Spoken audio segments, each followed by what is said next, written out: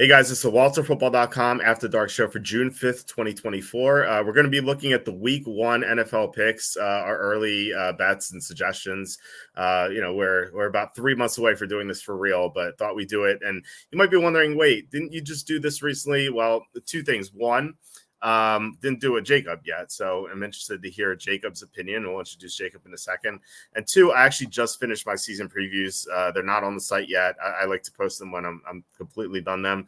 So I think I'm gonna start posting them next Tuesday. I think that's when the first team will go up. So now that I have a better idea of all these teams, now that I did a deep dive on all of them, interested to see if any of my opinions changed on these. So before we get to them, please hit like, subscribe, comment below, share this video. Visit the link in the description of the merch store. As you can see on the screen, we have a bunch of merch. True and on the Shabda Pressure shirt has been up there for a while, but we have a Rogers Butker Make Football Great Again. We have Money Laundering with the colors chosen very carefully. You can probably tell what that is. November is Sloth Month, so it's in 5 months. You can celebrate Sloth Month if you are a fat and lazy person like me. That is the month for you. So buy that shirt if you want. Peto Pete also November is pretty significant. There are 4 lights. If someone tries to tell you something that's not true, just tell them there are 4 lights and it's basically F off. And then Butker was right. Apron's suggestion from Chris in the chat. So get your Butker was right aprons for the loved one in your life. I'm sure they'll love it. Actually, I told my wife about it. She thought it was hilarious. So there you go. Also, consider super chats, super stickers. YouTube ads pay absolutely nothing. You guys know the spiel already, but YouTube ads are the worst. The last time we had a show with no YouTube ads, we got 71 cents. So it was a complete disaster. So we really live off the contributions that you guys give us. So if you want to keep the show going, it's a great way to do it. Or what you could do, you can go to Amazon and buy my book, Jerks of the College Years.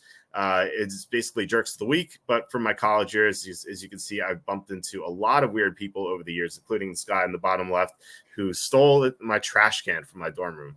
He just came into the middle of the night and stole my trash can. So you can read all about that in Jerks of the College Years. And we are joined by Jacob Camenker from the Sporting News. Jacob, how are you? I'm doing great. Glad to be here. And I'm glad we get to look ahead to week 1. The calendar is turned to June. And, dude, football is going to be here soon before we even know it.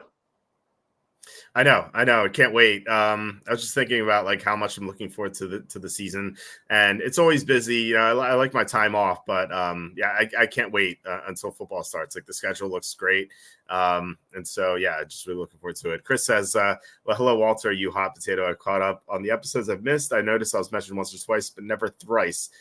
So the Beetlejuice rules exactly. But thanks, Chris, for the Butker was right apron suggestion. I just really appreciate it. And hey, Mike, how are you?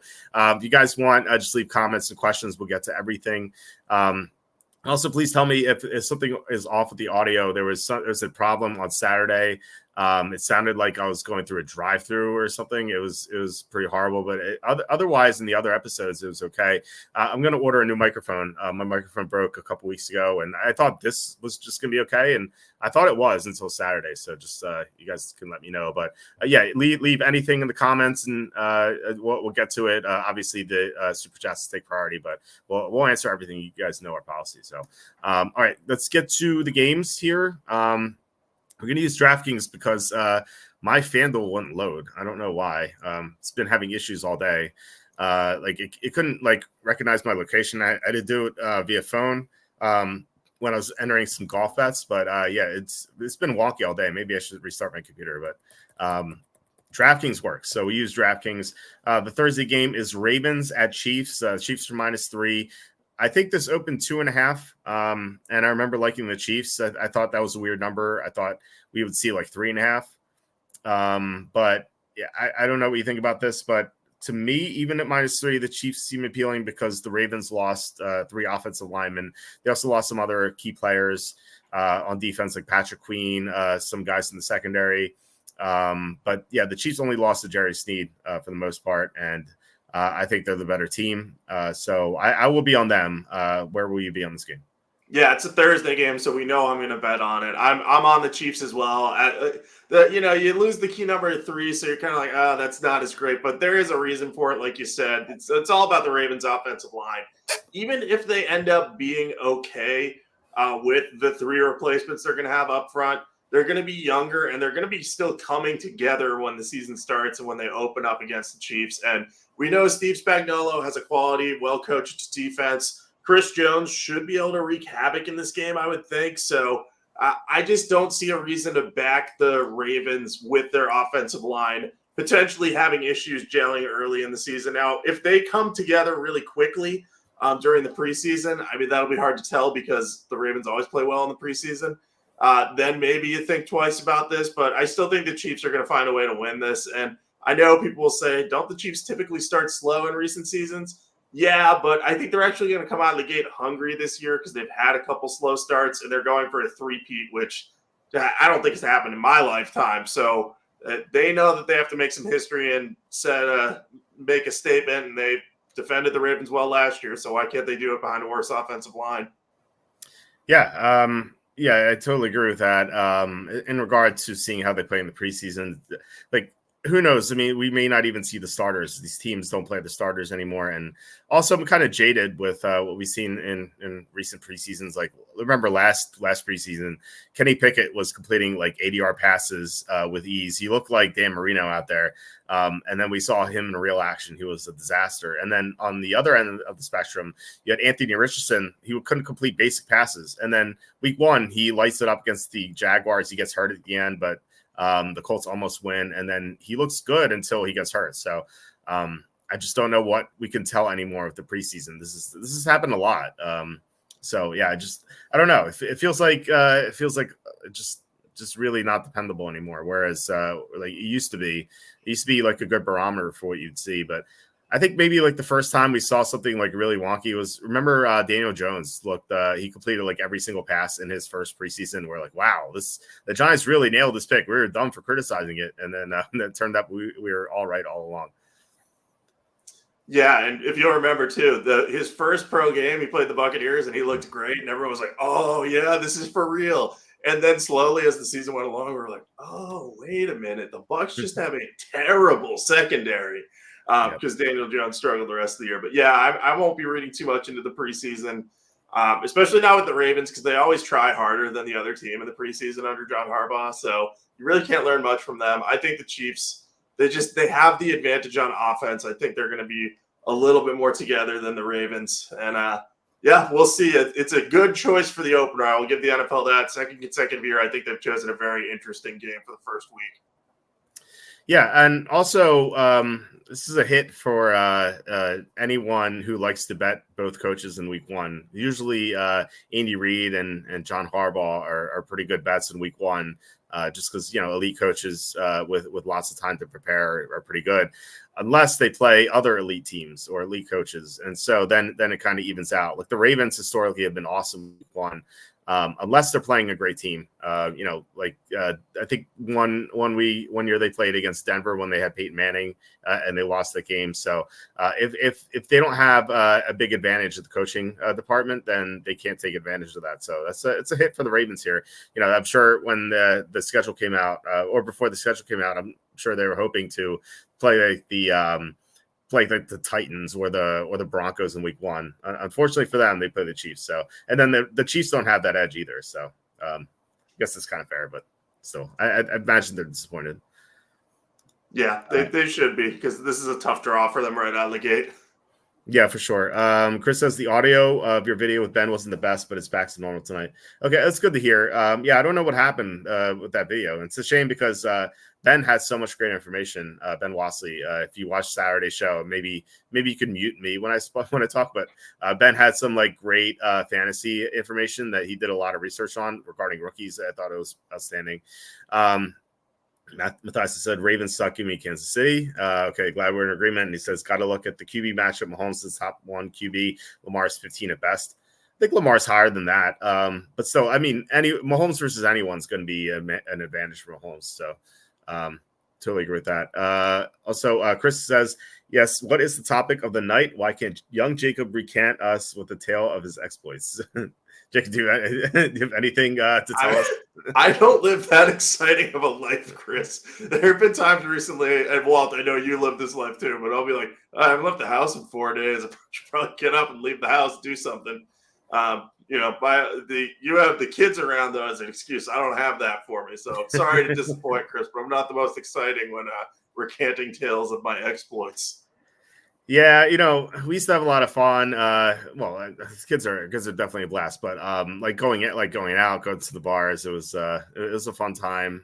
Used to go out every Friday with my friends. We used to meet at this place called what is it called? Whiskey Tango. They changed the name of the bar like 5 times, but we'd always go there, and it was walking distance from my house, so it was great. I just walk there. It was an 8-minute walk.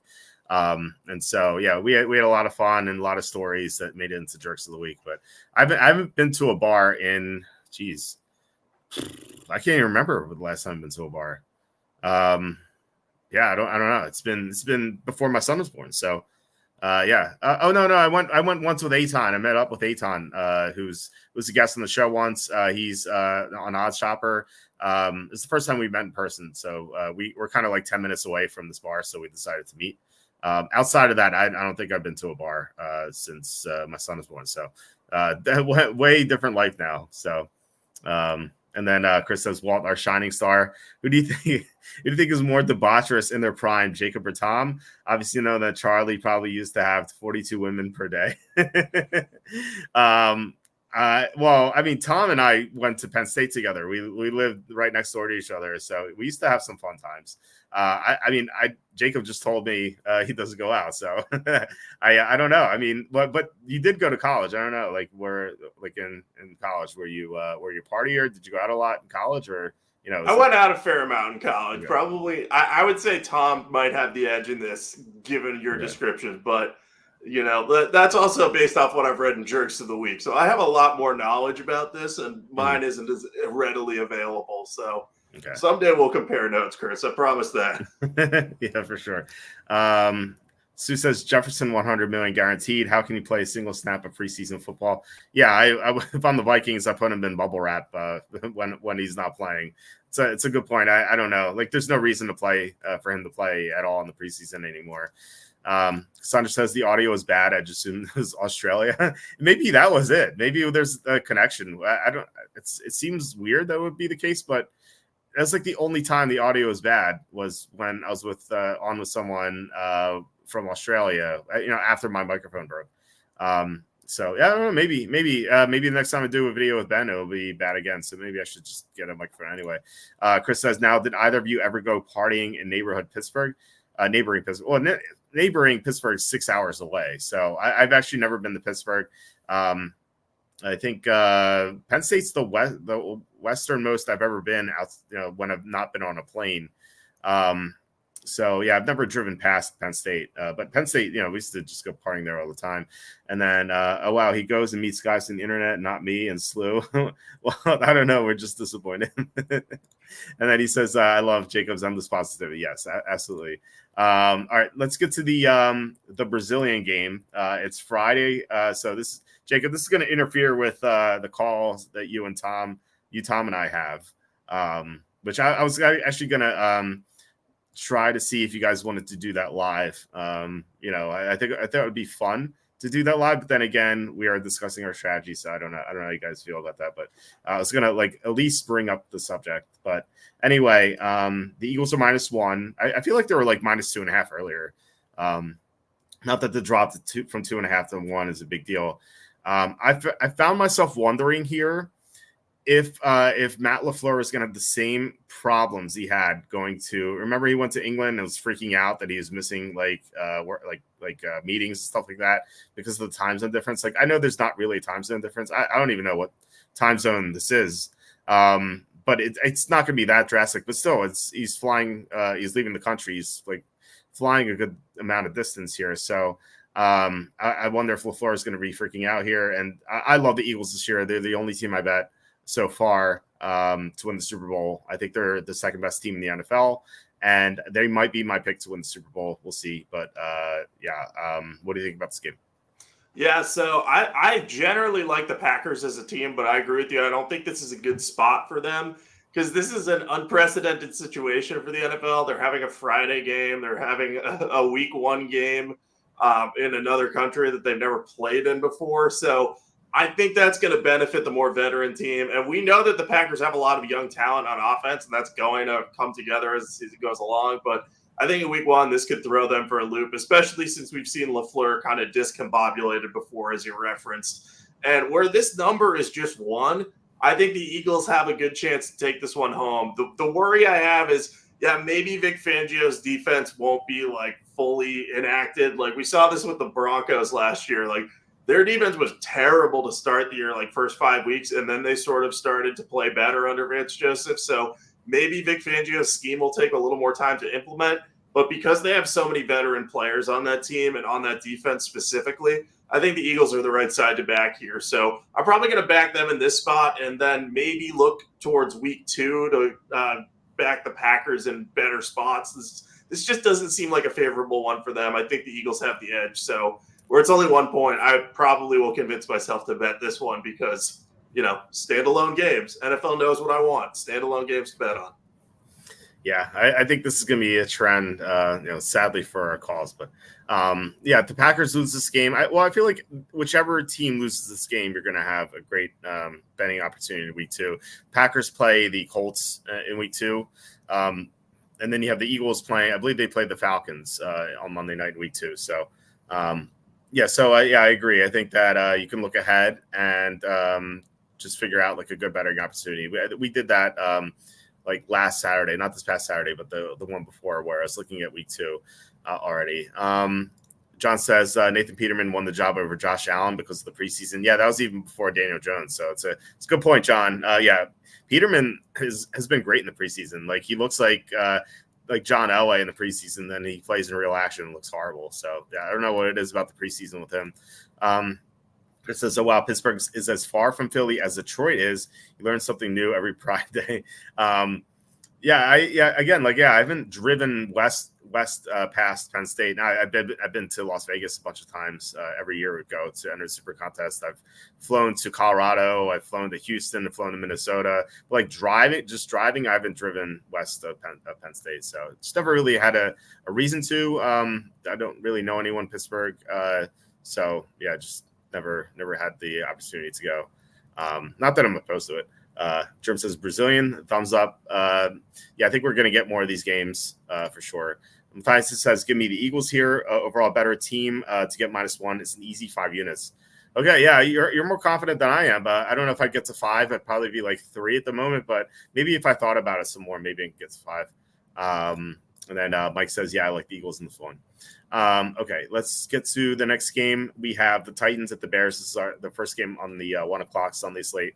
I like the Titans quite a bit here. I think they're underrated. I like a lot of the moves they made this offseason defensively. The linebackers are going to be an issue, but in the secondary, they have L'Jarius Sneed and Chidobe Awuzie, which sounds like pretty good. So I think overall the defense is going to be good. The receivers, now they have Calvin Ridley in addition to Hopkins, and they signed Tyler Boyd.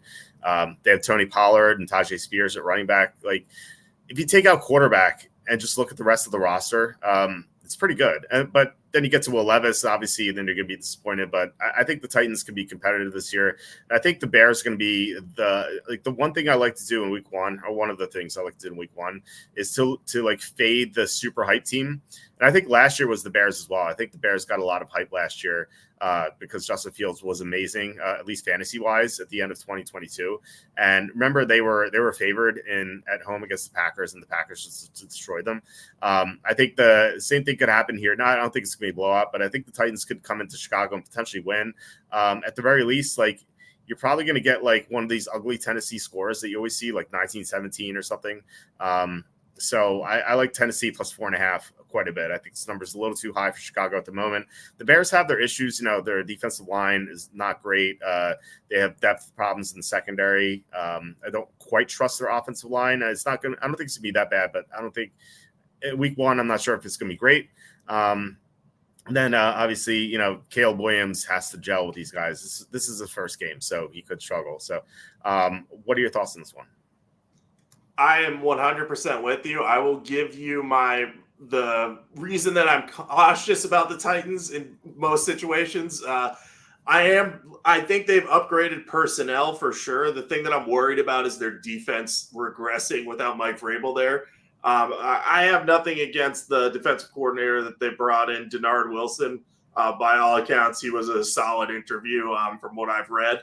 But Mike Vrabel did a lot to turn that defense into a bunch of guys that you're like, wow, this defense looks terrible on paper, to a team that fought hard every week. So I do think that the defensive regression could cause trouble for the Titans at some point, but I don't think this will be the spot for it. I think you hit the nail on the head. The Titans roster is better than people give it credit for. I think particularly their offensive line and receiving core is looking better. The left side of their line, all of a sudden, with Lloyd Cushenberry and J.C. Latham and Peter Skoronski, that looks like a solid – that can protect Will Levis at least on one side, and you're feeling better about that. Calvin Ridley joins DeAndre Hopkins. So does Tyler Boyd. So you got a lot of proven veteran guys. They won't make too many mistakes. So you feel like they can keep this one close. And I've been saying this about the Bears more and more. Like you, I was excited about them and their potential this offseason.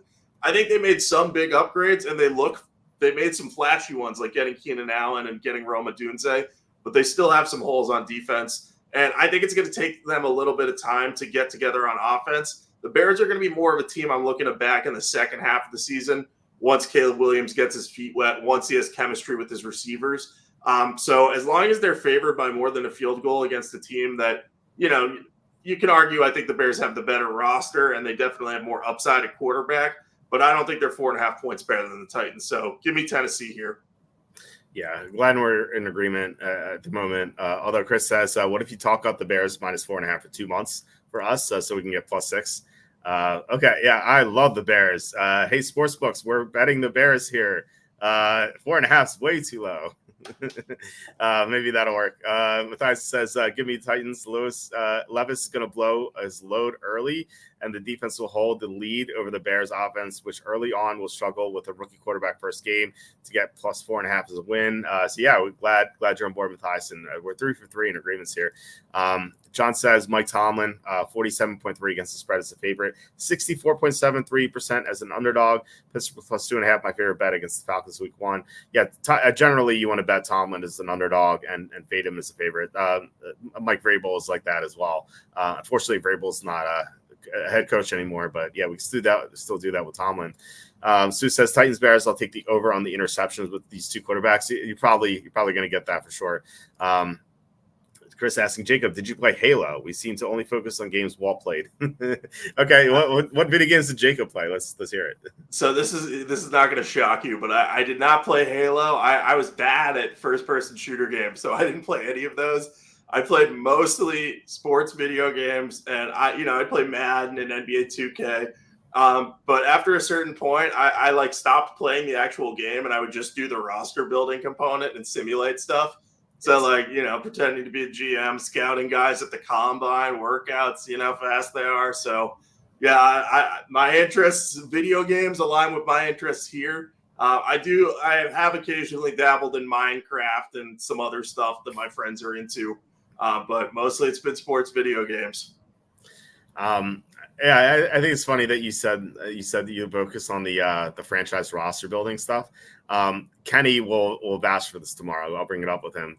But I remember I think this is back when we were in high school, and he was telling me about he's like, yeah, I'm playing franchise mode in Madden, but it takes so long to go through all the games. I'm like, no, Kenny, you're doing it wrong. Just simulate the games and just build the franchise. And he's like, really? He's like, yeah. I'm like, try it. And then the next time I saw him, he's like, well, you're a genius. That's what I've been doing this entire time. So it's like, yeah, just playing the games is just a waste of time. Just simulate everything and just focus on the roster building. That's what I did all the time. That's what I was like. Remember, were you old enough to remember the video game NFL Head Coach? I think that's what it's called. I think I've heard of it from you, but I don't remember it existing. I don't think I had a physical copy of it or anything. It was it was called NFL Head Coach. Man, I was so excited when that came out because you could micromanage everything. You could tell your players which workouts to do and stuff like that. And being a former swimmer, I used to be the Chargers, and I had like LaDainian Tomlinson swim a mile like every week. I don't know if you like that or not, but that's what I used to do. And it was so fun, but like it's just like the AI of it was so bad, and they screwed it up. I feel like if they redid it and repackaged it and fixed all the problems, it could have been an amazing game that like someone like us would have liked, But that was like our dream, that sort of video game. But yeah, I love that stuff. There used to be a computer game called MLS. It was just basic, just like click. There's no graphics to it. It was just, you have graphics of players, but it was just a very basic game. And that came out when I was in high school, and that was just basically what Madden franchise was before they had that. And it was so good. And then, yeah, so like that's the first like foray I ever had into it. And I never even like soccer. It was just like you can manage your team. You could do it for like 100 years, I think. That's how far it would go. So that was like really good. But yeah, I don't know. Like I was looking for the game. I was trying to download it the other day. I just couldn't find it, unfortunately. Let's see. Chris is damn it, Jacob. Jacob would make a great dad, but a very boring uncle. Yeah, I'm kind of like I'm all sports all the time. So if you're a kid and you like sports, you're gonna be like, "Oh, this guy's cool." If you're a kid and you don't like sports, you're like, "What do you even do with yourself?" Yeah, I think like I don't know when kids generally get into sports. Maybe like I first did when I was like 9, I think. So yeah, maybe before 9, you're seen as a boring uncle, but then afterward, you're seen as the fun uncle to watch video games or watch sports games with. Retro says hi. Hi, Retro. Chris says NFL head coach just lasted 1 to 2 years. I destroyed my friends in Madden with the season mode. Yeah, it was not that good of a game. Like the concept was awesome. They just screwed it up. Unfortunately, because I was so looking forward to it. Chris says, and I couldn't win the actual game. Exactly. All right. So next game is Patriots Bengals. Bengals are -9. So you have conflicting things here. So with the Bengals, you have a team that has been dreadful in weeks 1 and 2 under Joe Burrow. They've lost to some bad teams. Remember, they lost to the Steelers that year at home. They were like 6.5-point favorites. They lost outright in overtime. TJ Watt even got hurt in that game. So it's hard to back them at the moment, especially given that Joe Burrow is coming off the injury. We don't know if he's 100% to start the year. T. Higgins is not practicing. I expect them to be back, but you just don't know. And then you have the Patriots, who have new head coach, new quarterback for that team. Even if Jacoby Brissett is still a new quarterback for that team, he hasn't been on the team in a while. So you have conflicting things here. I don't know. I'm leaning toward the Patriots. This number is pretty high for again, the Bengals have been dreadful in weeks 1 and 2. But what are your thoughts here? I'm actually going to pull up those numbers. I think we pulled them up last time we talked about it, but I'll just bring it up. But who do you like in this game? Yeah, my lean is on the Patriots too, but this is a very low confidence pick. And if the Patriots decide to start Drake May to begin the season, which I don't think they will, I would not have an interest in backing the Patriots, even at this high number. I think Brissett at least gives you a capable quarterback. You could say, hey, I think that this guy's going to be fine. Like, he's not going to make too many critical mistakes to make this a blowout. And the Patriots still have a good defense. And I know that won't necessarily matter against Joe Burrow, but the Patriots probably still plan to be a run-heavy team that relies on its defense to kind of keep it going. And Jacoby Brissett will just have to kind of make enough plays to keep them in it. So I think he can do that, especially since Alex Van Pelt, I think, worked with him in Cleveland. So it's not like he's totally new to the system. Yes, he's new to the team. Yes, he's got a whole new group of teammates around him. But I think 9's just too high for me for week 1. And I think the Bengals will be good, but like you said, they start slow every year. So I feel like this is a trapping the public into thinking, oh, the Bengals with Joe Burrow are going to crush the Patriots. And then it's going to be like, oh, the Bengals survived a scary 21-19 win or something like that. Yeah, I can see something like that. Here's the numbers on the screen. With Joe Burrow, in weeks 1 or 2, the Bengals are 1-7 straight out, 2-5 against the spread. Their one win was against the Vikings in that game. Remember that game? Dalvin Cook fumbled in overtime in Cincinnati territory in overtime. Otherwise, Minnesota probably would have won that game. That was Cincinnati's only win in weeks 1 and 2.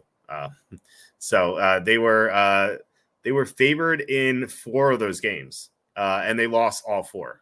So, like they were favored by 7 twice as well. They were favored by 7 against the Cowboys in a game that Cooper Rush started, and then that game that I was talking about against Pittsburgh. I thought they were 6.5. They were 7-point favorites. So just a really dreadful track record here for the Bengals. They start very poorly, and then they pick up steam and become hot. So this is not a team you want to back in weeks 1 or 2. I think it's Patriots or nothing for me. Like we could get to the first week of the season, I'd be like, I don't want to back the Patriots. I just don't feel good about them. But I just don't think that with the situation we've seen with the Bengals and with Joe Burrow coming back from an injury and always being dinged up early in the season during his career, just hard to trust them. So I'm not going to be backing the Bengals as big favorites under any circumstances, unless maybe the Patriots throw Drake May out there to make his first start. And then you're like, all right, well, what's this going to be? So we'll see what happens. Yeah. Then again, it's an unknown quantity. They have no tape on him in the NFL. So maybe that'll give the Patriots an edge of some sort. And Slew, the good point here, Bengals have an eye on the Chiefs in week 2. Yeah, they play Kansas City in week 2. So, yeah, good heads up, Slew. That's a big game for sure. So another reason not to back the Bengals. So it's Patriots are nothing for me. Chris says, I retract the statement. I don't know if Jacob is an uncle, but he has lots of cool stuff in his room and that I assume kids would want to inspect. Yeah. So I'm not an uncle, but I do have some little cousins. And yeah, whenever they come over here, they like to look at all the stuff I have. I have like a lot of things you can throw too. Like I have little plush baseballs and stuff around here. So they're always looking for whatever I can give them. And my mom's a preschool teacher. So we've got all sorts of stuff in this house that, kids come over and they're like, what toys do you have to play with? And we're like, well, we got a lot. So that's awesome. Yeah. Yeah, I'm proud dad. My son, who's he sees a ball, like he'll throw it, but like he's not even 2.5 yet. So beforehand, like he used to throw a ball, and like sometimes it would go like behind him. Just his accuracy was just way off. And I think it was yesterday. He's throwing this ball to me, and like he threw it like right to me. I was like, oh wow, I caught it. And because like usually I have to like dive for it if it's anywhere near me or something. And then he kept doing it. Like he's like repeatedly accurate to me. So like, wow, this is awesome. It's a big progression here. So I was a proud dad that day. Anyway, so we have Texans at the Colts. Texans are -4.5. It's a tough one because I like the Colts a lot. I think they're very underrated. But at the same time, the Texans are one of the better teams in the NFL, and I think this line's justified. Last year, Week 18, the Texans beat the Colts to get into the playoffs. I feel like people forget that a lot because the Colts are pretty undervalued. We talked about it last week, so I want to back them. I'd love to get +3, +1.5. I just don't see I don't see an edge here. What about you? I don't really either. I'm with you on the Colts. I think that because they're a home dog here, and I feel like people are going to be on the Texans and thinking that Stephon Diggs is a massive upgrade for them, and he should be good. But I still think, that how much better can you be with 3 quality receivers as opposed to the 2 that they already have? And I think the Colts kind of have gotten lost in the shuffle, and they're getting Anthony Richardson back. So this strikes me as one that if this number holds, I'll have a lot of interest in teasing the Colts because you're getting +7.5 in a teaser as a home underdog in a game that could be closer than people think. I would say sign me up for that. But at +1.5, I think that this line is just about dead on. So I like a lot of other games more than this one. It's a great call on the teaser. I think that's definitely going to be one leg in my teaser of the week. I wonder if this is going to be the most lopsided bet game of the week. I feel like at -1.5, and like there's a ton of hype with Houston, especially with Stephon Diggs there. They have those ugly uniforms too, like the Diggs modeling. I think the Texans are going to get like 90% of the bets here because people forget how good the Colts were last year, despite not having Richardson for most of the season. So maybe that's an edge if you like to fade the public. I think the Colts are going to be one of your top choices. I just wish we were getting good line value, but at the same time, the fact that we're not getting +3, I think kind of says a lot. I think you could list this at Houston -3, and I still think the public would bet Houston. Maybe I'm wrong, but I think that's the case. So Colts +1.5 looks good, but yeah, I think teaser is the way to go here. Yeah, and I think that they purposely put this at 1.5 to bait a lot of public bets on Houston. And we might see this rise towards 2.5, but I think if they move this to -3, they know the sharps would hammer the Colts. That's what I'm guessing about the line games here they're playing here, but we'll have to watch this one and see how it develops because I'm very interested in how this one is because I think as it stands, this line is dead even, but the public is going to think Texans are an easy bet. I think so too. Chris says, "Can you please stop wasting time and discuss the UFL playoffs? If you smell what the horse is cooking, what is I don't know what reference that is, but UFL. I didn't even realize UFL is in the playoffs. What do you know who's even playing here? Yeah, so the Birmingham Stallions and the Michigan Panthers are coming out of the USFL division to play each other. Birmingham should win that one. They have Adrian Martinez at quarterback, and Michigan, I think, they've had like 4 different quarterbacks because of injuries. Shout out EJ Perry. He was their starter week 1. He's from around where I live. But he's unfortunately injured. But the other side, it's St. Louis Battlehawks against San Antonio Brahmas. I'm going with Stallions Battlehawks in the championship game, and I'm going to pick the Stallions since they've won 2 in a row. But I have not watched enough to have much more of an opinion beyond that. I've only watched a handful of games this year. Kind of sad that I didn't get into the DraftKings aspects of this because I used to back before the pandemic, the XFL, like I was killing in on DraftKings. Like I won a GPP and I would profit almost every tournament just because like it would not fill. There'd be like, you know how like at DraftKings there'd be like 20,000 spots for a contest. Like they'd only have like 15,000 spots out of the 20,000. So there'd be so much overlay.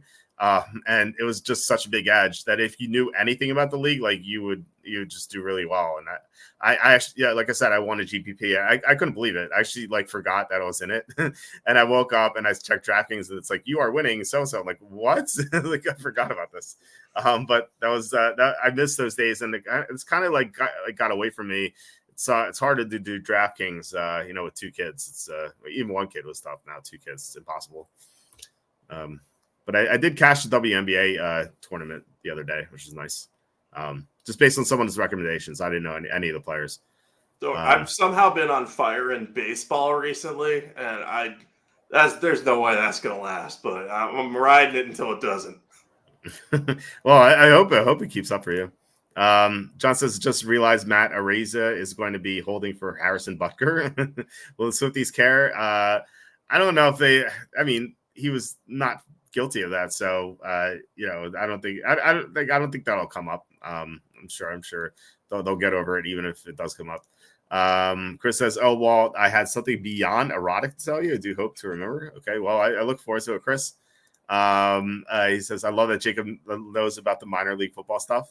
I'm not surprised. Like Jacob's super knowledgeable. So I knew as soon as that question came up, I'm like, yeah, Jacob's going to know the answer. Yeah, I wish I was wearing one of my spring league shirts because I have a handful of them. I have a San Antonio Brahmas shirt specifically, but I am not wearing that today, unfortunately. Maybe next time. Mike says, good luck with the Ariza holding. Never held mine before. Kansas City parents, lock up your teenage daughters. Chris says, well, what's more ridiculous, Jacob plus UFL or Quacky plus WNBA? I'd say Tom, but he's not here to defend himself. Well, let me tell you this. Tom texted me. He says, Dave, as his roommate at Penn State when I lived next to him, he says, Dave's at my house. We were watching the WNBA game. Please watch, man. You won't be sorry. I replied, never. He laughed. He said, I contend that you're missing out. It's so entertaining. I am not missing out, Tom. If you're listening, I am not missing out. John says, Araiza held in the preseason for Bass without any problems, but it was the preseason. Yeah, you never know what the preseason could be misleading for sure. All right, let's get to the next game. We have Jaguars, Dolphins. So it's Dolphins minus 3.5. I want to say, I think this is 3 earlier, and now it's 3.5. This is the only game this year Miami's going to have at home at 1:00 in September, and I think even early October. So that's their big advantage here. And shout out to John Sanders in the chat, who kind of told us that the Miami Stadium is so lopsided with like the sun, it beams down on the opposing team, but their home team's in the shade, so that's even a bigger advantage for them. And perhaps something we overlooked when we liked the Broncos against the Dolphins week 3 last year. I shouldn't say we. I know Tom and I did. I don't know. I forget if you did as well, Jacob, but yeah, that's a big edge for the Dolphins here. And I know the Jaguars are used to the heat as well. Obviously, they're it's just a little bit northern. They're northern in the state compared to Miami here, so they're used to playing outside in the heat and humidity. But still, they're going to be wearing non-white jerseys. The advantage for Miami, as long as it's like 90 degrees and humid, I think you have to like Miami here just based on the weather. But the -3.5 is very ugly. It's like the worst spread you could possibly bet. So I don't think I'm going to be rushing to bet this one if this drops to 3. Like on one hand, I'm going to like Miami more, but on the other hand, I'm going to wonder why it dropped to 3. So probably a game I'm going to stay away from. What do you think? Yeah, I'm staying away from this one too. I have a lean on the Jaguars. It's mostly a number thing for me, and the fact that Trevor Lawrence was really hurt last year with multiple injuries, and that was one of the main reasons behind the Jaguars' decline. So I think with him back and healthy, I think that this team and this offense should be better. So I like their possibility of a backdoor cover. The issue I have with backing the Jaguars is obviously the Dolphins are going to be fully healthy. And we've seen when they're fully healthy early in the season, they're just a complete juggernaut. Their speed is very hard to contain. And I think that that's going to make a big difference for them. And sorry, there's a flying bug near me. Got it. I'm a wimp when it comes to bugs. So anyway, where was I? The Dolphins have a new defensive coordinator, and they're going from Vic Fangio to, I believe, oh man, I'm forgetting his name. His first name's Anthony. I'm looking up. I think it's Anthony Weaver. That's it. Yeah, Anthony Weaver. And he's a very well-respected coordinator. So I think he has a chance to do some good stuff for them. But again, it's that early season. Are things going to be gelling yet for that unit? I have some concerns about that. They've also lost some key pass rushers. Andrew Van Ginkel is gone. He was like an everyman for that defense. So I'm a little bearish on the Dolphins. I'm going to need to see them to back them. So I think this is the perfect stay away opportunity for me. So I'm probably not betting this game, but if I did, it would be the Jaguars right now, but not a strong pull. So Chris brought up a good point. Isn't this the one we called out, Dolphins versus Bills Thursday, week 2? Yeah, that's right. And I think it affects Buffalo more than Miami because Buffalo's going to be playing a much weaker opponent, whereas Jacksonville is considered a fringe playoff team. So I don't know if the Dolphins are going to look past Jacksonville necessarily, whereas I think Buffalo is definitely going to look past Arizona. But that is a good point. It's a reason not to bet Miami. But I just got to love the advantage Miami has, the receivers against Jacksonville secondary, which is pretty bad. It's just a good edge matchup for them. But at the same time, hate the number and I hate the look ahead spot. So again, just not going to touch this one. Let's see. Mike says Arizona. Rizzo's not guilty, but if you read the account, that he was far from innocent. Okay, well, I haven't read the account, so fair enough. Then Chris says, why is he so hell-bent on getting you to watch horrible basketball? It's a good question. I'll have to ask Tom next time he's on Thursday or Saturday. I don't know why he's trying to pressure me so much into WNBA. Chris says, every WNBA, they slam the ball off the backboard and miss layups at least 10 times per game, and I wish I was exaggerating. The only true solution is a 9.5-foot rim. I thought the rims were lower. I guess I was wrong. I always thought they were like 9 feet or something. They're not? No, they're 10-foot rims, I think. But yeah, I have noticed there have been some missed bunny shots like near the hoop that, they probably shouldn't miss. So yeah, I think some of it is just they're shaking the rust off, but I'm not an expert by any means. I've only watched a couple of WNBA games, so I don't have much knowledge of it really. Well, I know the ball's smaller, right? Yeah, I think the ball is smaller. Okay. Well, I mean, that's one thing, I suppose. I for some reason I thought the rims were shorter too, but apparently not. All right. So we have a couple of more comments. John says Jaguar sidelines will be 40 degrees hotter than Fish if sunny, aka cheating. Yeah, I suppose it is cheating, but then again, they don't have that edge in the playoffs, so it's kind of like I guess it like balances out the fact that they have to play outdoors when it's cold. But I'd rather have the edge in December and January than September. John says FanDuel has Colts plus 2.5, so that's good to know. Yeah, again, FanDuel won't load for me for some reason. I don't know why. Cassandra says they don't take look-aheads into account whatsoever in week one. Every team will be focused. I don't think that's necessarily true. Last year, Minnesota played Tampa in week one, and Minnesota, that was something we pointed out as well. Minnesota was -6 against the Buccaneers, and they had the Eagles coming up on Thursday, and I thought that was an obvious look-ahead spot, and they actually lost 20-17 to Tampa, and they played so sloppily in that game. They just made a ton of mistakes, especially Kirk Cousins in the red zone. He just really goofed a lot. So I think like you kind of have to like pick your spots. I think it's a mistake to go down the list and be like, these 5 or 6 teams are all going to be looking ahead. I think if you look at like 1 or 2 to like really focus on that are going to be looking ahead, I think that you could find a good edge. But again, I wouldn't do that. Like, I think it's a mistake to do that often, Yeah, and I think when they're playing perceived weaker opponents too, and then they have a strong looking opponent in week 2, I think that's probably the best time to do it. Yeah. Mike says NFL will finally do something about the Dolphins sideline when a player dies from heat stroke. Yeah, but not sooner. Well, maybe that's why they only have one home game at 1:00 in the early slate. Maybe the league is already doing something like that. So, but who knows? Maybe next year they'll have 3 or 4 of these. All right, next game. We had this referenced earlier. I think John said he loved the Steelers. So Steelers are plus 2.5 at Atlanta.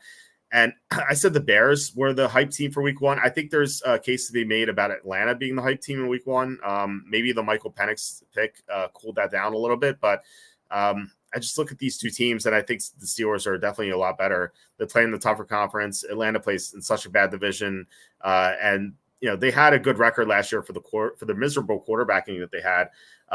But there's no guarantee that Kirk Cousins is 100% or that he's going to be gelling with his new teammates. And yeah, I love Tomlin as an underdog. I was really hoping this would be plus 3, but yeah, I think the Steelers are a good bet. What do you think? Yeah, I think this is another circumstance where they're going to try to bait some public action onto the Falcons because they are going to be a trendy team because they should win the division. They should maybe not run away with it, but they should have a shot to get the double-digit wins fairly easily in that division. But this is not one of their better spots. A lot of people are going to look at the Steelers and say, oh, they weren't great last year. How are they going to be better with Russell Wilson at quarterback? But as usual, this isn't about the quarterback for the Steelers. It's about them upgrading their offensive line. They got Troy Fautanu and Zach Frazier in the draft, 2 of their early picks. That's going to solidify their center and right tackle spots. And all of a sudden, their line is going to look a lot better than it did last year. And I think that's going to make a big difference for their running game. I think the Falcons will still be coming together on offense. It's going to be Kirk Cousins' first action since tearing his Achilles. So we don't know, like you said, if he'll be 100% or if he'll be shaking off some rust. And it's also going to be Raheem Morris's first game as head coach of the Falcons. I know he was an interim coach there in 2020. I know he was the head coach of the Buccaneers before, but that was a long time ago, the Buccaneers job. And it's still going to be taking time to implement his system and everything there. So I think the continuity with the Steelers makes them an appealing pick here. Like you said, I wish we were getting the 3.5, but I think there's a reason this is at 2.5. And, even if I get a little more bearish on the Steelers as this comes up, this looks like a great, great teaser option. Yeah. Oh, yeah. Yeah. Colts plus 8.5. Colts plus 7.5. Steelers plus 8.5. That looks really good. Might have to take that soon before the lines disappear. Chris says, now what if we all did a show and Walt had to watch and comment? Yeah, if everyone in the chat got together and did a show, I'd definitely watch that. Sue says Atlanta players want to show Arthur Smith how much better they are with better coaching. Well, yeah, maybe, but I feel like Arthur Smith is going to have the knowledge of his former team, and that should help. Granted, he is incompetent with how he uses some players, but I don't know. I mean, he was a good coordinator in the past. He was just a horrible head coach. But maybe he's just going to be better in that regard. Like, like Wade Phillips or Norv Turner, they like famously were horrible head coaches, but they were just awesome coordinators. So maybe that's just Arthur Smith's, that's just going to be his path in the NFL, is just be a great coordinator. But who knows? Maybe he'll do a bad job here. But I do think that, I think that there's a good chance that he does well as the Steelers coordinator. Fun fact, Wade Phillips is the head coach of the San Antonio Brahmas in the UFL. Really? So if you want to watch Wade Phillips coach a game, you can do that this weekend. And he's actually doing a good job in the UFL, as you'd expect, because it's a developmental league. So he's doing a really good job there. But yeah, he was a fantastic coordinator, but not a great head coach. So maybe Arthur Smith will be the same, but I could see some motivation with players wanting to prove that, but also, you have a new quarterback. So a lot of that's going to fall back on Cousins, and he's going to want to perform for his teammates. I just don't know if he's going to be 100%. I don't know if he's going to be 80%. I would assume he'll be better than 70%, but you just never know. Yeah. That's pretty cool that Wade Phillips is still coaching. It's awesome. Mike says revenge against the hairy alien symbiotic space worm. Yeah. Intergalactic space worm. Yeah. It's a good revenge for it. John says, stop talking about the WNBA because you might speak it into irrelevance. Just ignore it like the MLS. I mean, I'd like to. Everyone just keeps bringing it up to me. I would not even know about Caitlin Clark if people didn't mention it to me. So I'd never even seen her play. But I do know the name just because people keep bringing it up. So yeah, shame on Tom for doing that. Next game, Cardinals at the Bills. Referenced this one earlier. The Bills play the Dolphins in week 2. I can't imagine they take Arizona seriously, and we've seen the Bills, screw up before in week 1. Could happen again here, and I think Arizona is undervalued at the moment. I actually think that they could have a decent team as long as Kyler Murray's healthy. I like their offensive line. Now they have Marvin Harrison Jr., receiver. James Conner had a great finish last year. And Trey McBride really stepped up. So I like their offense. Their defense definitely has some holes. But yeah, Buffalo here with the new receiving core, I think they're going to take some time to gel. I think this Bills team is going to play much better in the second half than they do in the first half. So I like Arizona here to keep this close, especially with Buffalo looking ahead. I agree with you. I'm going to be backing the Cardinals a lot early in the season as big underdogs because I don't think people are going to quite catch on to the fact that their offense is going to be sneaky good. It's not going to be like an offense that you're going to look at and be like, yes, this is a championship caliber offense. But like you said, as long as Kyler Murray stays healthy, they have a lot of weapons. Their offensive line's looking much better than it's looked in recent years. They have 3 good tackles, Paris Johnson Jr., Jonah Williams, who they signed in free agency, and Calvin Beachum. So 3 good tackles there, too, with a lot of experience. And they drafted Christian Jones, who I think went to UConn. Nope, he went to Texas. I always do that. I confuse him with Christian Haynes, I think. Mm-hmm. But anyway, the point being, they have a lot more talent to tackle than they've had in recent years. So I think Kyler Murray's going to be a bit cleaner. Sure, he'll take some hits, and sure, the defense is going to be a problem that's going to keep them from winning games. But this strikes me as a team that's going to go like 6-11 or 7-10. The people are going to be like, oh, they're much better than we thought they were going to be. And they're just going to be a scrappy team that kind of hangs around and gets backdoor covers because Kyler Murray has arm talent and mobility. So as long as he's healthy, he can cover big numbers. So I like this a fair amount, especially with the look-ahead angle you mentioned. Yeah, the Bills screwing up in week 1 that I referenced just now was they remember they lost to the Steelers in week 1. They were 6.5-point favorites. They lost outright, and then they ended up beating the Steelers later in the playoffs. I think that year. So yeah.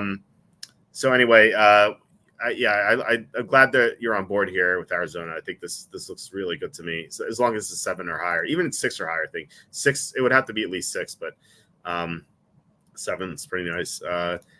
Chris says, Walt and Jacob, on the topic of WNBA, who do you think's the better kisser? John Sanders is Slew. I put zero thought into this. I have no idea. Maybe John Sanders or Slew can chime in. I have no idea. Is that the erotic thing you want to bring up to me? But yeah, that's pretty sure that is the real question we all tuned in to get an answer to. I don't know. But again, maybe they could chime in. John says Jet will be healthy, which I hear is significant when it comes to the Steelers. Yeah, absolutely. They're so much better with him. They missed him in that playoff game against the Bills last year. Just remember the year before they were 8-2 with him, 1-6 without him. Just a much different team. Mike says, "Now take the Bills and give the points. They need to put an easy home game in the bank before the very difficult lookout game." I don't know. I just don't see it. Like they have to prepare for a tough game in 4 days afterward. Like, I just don't think they're going to take Arizona seriously. And why would they? Arizona was horrible last year. But then again, like late in the year, Arizona went into Pittsburgh and won easily. They went into Philadelphia and pulled the upset. Like, this team late last season was pretty good. Relatively, to what the record was. But yeah, they now they have some upgrades. Obviously, Harrison's going to be a big deal. Paris Johnson having more experience. You have Jonah Williams. Like, there's just so many upgrades this team made offensively that I think that they're going to be a tough out. I think they're going to cover a lot of games. Like Jacob said, you just bet them aggressively until Murray gets hurt, which is inevitable, unfortunately. Chris says, the best news. I have no idea what my one relevant question was. Nice. John says, I would consider a Bills-Bengals parlay. Is that money line or ATS? I assume you mean money line. Mike says, you with me on Bills-Cardinals, John Sanders. And then Chris says, hey, Walt, what about the late great Bill Walton? What a legend, and those Lithuanian Grateful Dead jerseys. Of course, he was behind that. It sucks to hear that Bill Walton passed. He was I thought he was so much fun to listen to. Like, he would always do the West Coast games, so you'd be up at like 11:30 or midnight, and you'd be listening to Bill Walton just ramble, and it was like the best experience. It was like listening to a podcast almost. He was so good. I wish he was on more as an announcer. So yeah, it's a shame that he passed away. It sucks to hear, but it was always fun to listen to him. Yeah, he was a good dude, and I loved watching him. And like, he was a Celtics legend. He's only with the team for a couple of years, but just by all accounts, a really good dude who would just send some of the like weirdest texts. Like, when he thought of someone, he'd be like, "What? I just thought of it," and then he'd like share his thoughts about the world and like peace and love and all that stuff. Like, having grown up in the '60s as he did, so. Just good stuff from Bill Walton throughout his lifetime. Definitely sorry to hear he's passed. So look forward to seeing how the Celtics tribute him. I assume they will do that before or during the NBA Finals game on Thursday. Yeah, I feel like him rambling during announcing games. I feel like that was like podcasting before podcasting. Is really awesome. But we have a super chat here. Ryan Rothermel, $20. Thank you so much, Ryan. Really appreciate it. You have no idea how much this means to us, because I said YouTube ads pay us like nothing. Fun fact, we need to make 4 episodes without any super chats to buy a McDonald's cheeseburger. That's how bad it is. But yeah, no, this really goes a long way. So thank you so much. He says, been following you for years and followed your GameStop recommendation back with the first surge. Love the content, the picks with Jacob and Charlie's draft. First time catching you live. Oh, thanks for joining us live for the first time. And congrats on the GameStop surge. Hopefully we're in the middle of another surge. We've had, I think this will be number 4, I think. Because we had one in like it was like March. It was like the following March we had another surge, and then it was like a couple weeks ago actually. We went from like 10 to 60 in a matter of like 3 weeks, and then we went back down to 20, and now we're close to 30 again because of the Roaring Kitty stuff. So I'm still invested in GameStop. I'm selling covered calls, which I'm going to go over with Tom. I actually had a number of people have asked me like what do you mean by covered calls? Like, because it's free money and people just don't know about it. Like, if you have shares of a company, you can sell covered calls and there's no risk. You just get money in your account right away. It's insane. Like a lot of people just don't know about it and they don't take advantage of it. It's pretty amazing. Just make money just by doing nothing. So I'm going to go over that when Tom's on either Thursday or Saturday. But anyway, Ryan, thanks again. Just really means a lot. So yeah, welcome to the show. Glad you're joining us for the first time. So Mike says we might as well get the 2024 Walt Jacob. I guess the chat started early. Yeah, we'll keep track of that this year for sure. We're gonna keep track of that. So we'll make it official when we do our official week 1 show, which will be the Tuesday before the week 1 game. So we're definitely going to keep track of that this year. I actually wonder how that's going to do.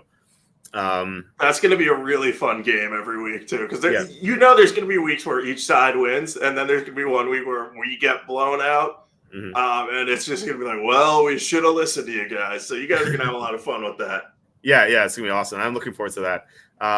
John says, yeah, Bill screwed up against the Steelers week 1 in 2021 at the home. Another reason I love the Steelers in week 1. Yeah, Steelers as underdogs, especially with Tomlin having time to prepare. With an assistant coach, he used to coach the team. I think that's a big edge here. And I don't think Atlanta's that good. Like they're the best team in that division, but it's a horrible division. Maybe the worst division we've ever seen, I think, this year. In my season previews, I had the team I have winning this division is 7-10. So I'll just tell you that right now. And also, I want to pull this up. I want to make sure I get this correct. I said this on the show on Saturday, but I want you to hear, Jacob. I want you to react to this. In the AFC, I have this is how good the AFC is. My projected 11th seed in the AFC is 10-7. I have how many? 1, 2, 3, 4, 5, 6. I have 6 teams at 10-7 in the AFC alone. The 6th seed through 11th seed. And when I did this, and because I just do it independently, and then I'll enter in the standings. I'm like, oh my God, how do I do these tiebreakers? It's like, this is gonna be a nightmare. So I actually went into there was a website where you can calculate standings and playoff tiebreakers. I entered in every single result, and it spit out what the tiebreakers were. I'm like thank goodness. I was like, I just don't know. I started to do it. I'm like, this is a headache because I'm like, in the division this team's ahead, but in the wild card race the other team's ahead. It was a nightmare. So I'm glad that there's a program that was able to do it for me. But yeah, what do you think about the strength? What do you think about the numbers I just said? The 11th seed is 10-7. In fact, my projected record in the AFC, every team except for the Titans, Patriots, and Broncos is 8-9 or better. That is, I mean, it doesn't surprise me because there's a lot of quality teams in the AFC, but that would be an unbalanced situation like we haven't seen probably before. I know the AFC was better last year, and there was a lot of teams above 500. We saw the whole AFC North finish above 500, but to have that many teams at least 10-7 is wild, and that would make for an awesome playoff race. One, and a lot of teams are going to feel like they get screwed out of a playoff spot. And I just want to say I 100% use that program website you're talking about to do my projections, so I don't have to keep track of everything. Because inevitably, when I would make my spreadsheet or a Word doc back before I knew how to use Excel when I was younger, I'd be like, well, I have one team with an incorrect record here, and I don't know which one it is. So, count it. Having something counted for you is very nice. It saved me a lot of time for sure. So I'm grateful for that. Chris says, read the story of the Lithuania Grateful Dead jerseys. Classic Bill Walton. He was a fan of Dead and Company too. Okay, yeah, I'll definitely look to that. And also, when is the next St. Stalin's Day? Let's do a vodka show. St. Stalin's Day was in June. When was it? It was around this time. But I haven't celebrated that in a while, just because don't really go out anymore. Says right, John Sanders. Mike says right, John Sanders. The Bills won against the Rams in 2022. Bills lost to the Jets in 2023. So 2024 is their on year. It's an interesting way to look at it. I don't know. I feel like I just think they look past the Steelers in 2021, and the Rams are the defending champions, so they had that. So they were obviously focused. And then the Jets in 2023. Usually Josh Allen doesn't do well against the Jets defense. So. And plus, there was so much emotion from the Jets in that game. It's an interesting way to look at it. Sue says, Roaring Kitty's wealth went from 53,000 to nearly 300 million and could one day top 1 billion. I don't get it. I think if GameStop goes to $100, he's going to be a multi-billionaire. So they're definitely rooting for that. I think it could get to 100 on this run. For sure. I'm selling the cover calls I'm selling are for $100. So that's what I'm willing to sell it at. John says, I meant Bills Bengals 7-point teaser. Sorry. Oh, teaser. Okay. That makes more sense. Yeah. Or I guess money line parlay is almost the same thing. So teaser. I don't know if I tease the Bills down from 7-1. I think Arizona could upset them if they're not focused. Not saying they will. I just think that it's not a guarantee. And I would not play Buffalo in Survivor in week 1. I think that would be a mistake. I think just try to get something better. Even Bengals is risky because they just suck so much in week 1. But I'd rather play the Bengals than the Bills. just because of the look ahead stuff. Well, the Bengals looking ahead too. John says, Mike, nobody knows how the Bills are going to play around the 9/11 date. Yeah, it's definitely true. Chris says, I wanted to tell Quacky something. I can't remember now. I love the Bills week 1 survivor. Don't anymore, to be honest. Give me 3 more months to think about it. Okay. Yeah, maybe not when Quacky's on Thursday or Saturday. You can remember that. Next game is Vikings at the Giants. The Giants are -1. I think the Giants could be the worst team in football. Now they do have some good things going on. They have Brian Burns and Kayvon Thibodeau as their edge rushers, which just sounds great, plus Dexter Lawrence. So they're going to be able to get pressure on the quarterback. And they have Malik Neighbors, we assume is going to be good. We just don't know. And then Andrew Thomas, the left tackle. I actually think that Thomas plus Illuminor on the left side is pretty good. But then you look at like the holes they have, like center to right tackle might be the worst in the NFL. They have nothing outside of Neighbors, especially Waller probably retiring. They lost Saquon Barkley. Their secondary is awful. And plus Daniel Jones is coming off torn ACL, so you don't know how he's going to play. I like Minnesota here, although like there is an unknown with JJ McCarthy, just not quite sure how he's going to play. But that's my lean here. I think the Vikings are the better team. Especially you have Jefferson and Addison versus that secondary. It seems like such a lopsided matchup. But this is not like it's not a side I'm like begging to bet. I'm probably going to stay away from this game. What do you think? Yeah, I like the Vikings here, maybe enough to bet them, but I'm not going to guarantee it at this point. I just think it's weird that the Giants are favorite. I get that the Vikings have lost Kirk Cousins. They have a new quarterback, and if JJ McCarthy's not ready for week 1, they're going to be starting Sam Darnold, which people are going to be like, oh, that sounds bad. But like you said, outside of quarterback on that offense, that team looks really, really good and has a lot of weapons around it. So I think that regardless of who's starting at quarterback, they're going to be able to get some points against that defense. And I just trust Kevin O'Connell and Brian Flores to figure out a way to attack the Giants and beat them. And I think that if Brian Flores just throws a lot of pressure at Daniel Jones, this could get very, very ugly for the Giants. Because if Malik Neighbors isn't great out of the gate, it's going to be a lot of Daniel Jones being like, I have no one to throw to and no one to hand off to and only one side of the line to block for me. So it just seems like a disastrous situation for the Giants. So I don't want to back them. So it's Minnesota or nothing for me. I'm going to wait and see how their quarterback battle develops, though, because I don't want to be like, I bet the Vikings and love JJ McCarthy, and then it just blow up if he's not ready for week 1. So this is probably going to be a learning game for now. But, I think the Vikings are the right side. Yeah. I can see liking them more than I do. I just not sure what we're getting with McCarthy, although, so as Giants' favorite, LOL, and John says Giants lost 40-0 week 1 last year. It was ugly. That was a Sunday night game against Dallas. Chris says, I think this is a very easy Giants bet. JJ is as much of a train wreck as me. It's probably a 30-3 game. I just don't see how the Giants are scoring 30, that offense is not going to be good. Chris says, a side note, I know this is dumb, but is Jacob wearing a kilt? I'm not wearing a kilt. I'm wearing this is just a plain navy t-shirt, and I have gray sweatpants on. So it probably looks like I'm wearing one singular item of clothing, but no, I'm not wearing a kilt right now. Okay, good to know. Chris says, oh, Walt, I remember what I wanted to tell you. Should I sext it to you or tell you? Yeah, just leave it here. We can go off the rails. I think next week we're going to have the golf guys on for the U.S. Open. So as you know, like those shows get crazy. So maybe this is like a preview for that. All right, so next game is this is the final 1:00 game. Panthers at the Saints. Saints are -5. I'm definitely on the Panthers. I think the Panthers are going to be better than people think. I think these teams are about even, honestly. Like the Saints don't have much going on.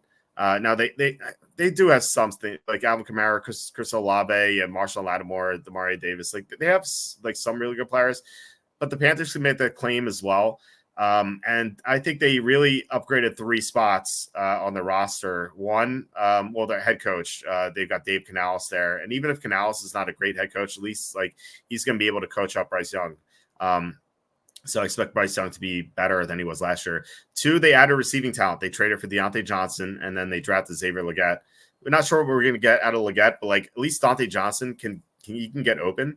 They didn't have anyone who could get open last year, so that's a big edge. And then the third thing is that they paid a lot of money for 2 guards, and their interior blocking was so bad last year, so it's going to be definitely better this year. So the Panthers aren't going to be this doormat this year, and I'm not saying they're going to be good. I'm not like I don't have them making the playoffs or anything like that, but I think they're going to be pretty competitive. And I think I only have these 2 teams 2 wins apart in my projected records, I think. So yeah, +5 seems like a lot. I just think the Saints being favored by 5 is ridiculous. I think I have them going 6-10, 6-11 on the top of my head, but I'm not sure. I closed the window. So yeah, it's Panthers for me for sure. Anything above 3 sounds good. Yeah, that's exactly how I feel too. If this had been at Saints -3, I would have been like, well, this is a real coin flip. But it being -5 just seems like we're giving the Saints a little bit too much respect based off past performance. And I get it. They're going to be a solid team in matchups against weaker teams, so they should beat the Panthers. But like you said, Dave Canales is going to really help Bryce Young take a step forward. And with that much better interior blocking, he shouldn't be under as much pressure, and he should be able to use his legs and see the field better. So I think all of that is going to turn this into a more functional offense. I mean, it can't be as dysfunctional as it was last year. It simply has to be better, and Bryce Young has some talent. Like, I don't think that he's a complete scrub. Like, if he plays poorly this year, then maybe I'll have to be forced to reevaluate. But I think last year he was just put in a terrible, terrible situation with not great coaching, and like David Tepper tried to build this coaching staff that he was like, these are going to be this is going to be a super staff of guys that are like really highly valued by different people across the league. And it just ended up being like, well, these aren't Frank Reich's guys, so why did you hire Frank Reich and then not let him choose his own staff, basically? So I mean, a lot wrong with David Tepper, but at +5, I think the Panthers are the right side here. I could see them winning this one. And they gave the Saints like a pretty close game in week 2 last year, I think. And I could see that happening again. I just think they're a better team than they were last year. And the Saints have some stuff going for them, like you said, but they're just very solid at best. I just don't see them having a high ceiling. So I'm going to want to fade them more often than not. Their big addition this offseason was getting Chase Young. So I should tell you what you need to know about this team. Like Chris says, NBA Finals. I know you love the golf guys, but NBA Finals, did you look at the schedule? I just did. It's absurd because usually what they do for the NBA Finals, they do games on Tuesday, Thursday, and Sunday, and then Tuesday, Thursday, Sunday again. But they did. So Thursday is the first game, and then Sunday, which you would expect, but then Wednesday, Friday, Monday, then what's June 20th? That's a Thursday. What are they doing here? Why is it so spread out? I guess they're milking it for all it's worth. I don't quite understand the spread out schedule. Do you have any insight into this? I don't. I think they're trying to set it up so that they have as much programming as possible leading into the NBA draft. So they kind of have the whole month of June programmed for, and then the draft happens, and then they go to free agency like a week or so later. That is my guess, is they're trying to make it like last longer. But I would just prefer if they would do the traditional 2 days on, 3 or every other day, then 2 days off when they switch locations. Like that would sit better with me. I don't want to be waiting 3 weeks to find out if the Celtics can win this all. Yeah, although Chris brings a good point. There's no way Porzingis isn't healthy by the end of this. Please don't bet Dallas. So that's going to convince me. That's going to convince me not to bet Dallas for the series. Although I do like them in game 1. I think the spread's too high. I think it'll be a close game either way. I think Dallas wins 1 in Boston. I don't know who's going to win the series, but I think it's going to be pretty contested. And Boston they haven't really had a tough matchup yet. Like, they played Miami without Jimmy Butler. They played the Cavs, and the Cavs didn't have Mitchell. They didn't have Donovan Mitchell for half the series. Jared Allen was out the entire series. And then against Indiana, Indiana didn't have Halliburton for 2 of the games in Indiana. So I don't think they've been challenged yet. Whereas like Dallas, I feel like they've undergone a tougher test. They beat Minnesota like pretty handily, and Minnesota beat Denver, and then they beat OKC. I know it's 6 games, but really, if Doncic didn't get hurt in game 4, remember they blew a big lead, and he was really banged up in that game. that would have been a 5-game series. So I think Dallas at least has been more impressive so far. Now, if Boston gets Porzingis back, it's a different story. But if Porzingis doesn't come back, I like Dallas to win the series. If he does, it's probably 50-50. I'm not sure. What are your thoughts on the finals? The Celtics should win. Do I have faith that they will? No. This team kind of has scarred me in recent years because every time you think they should win a series, they tend not to.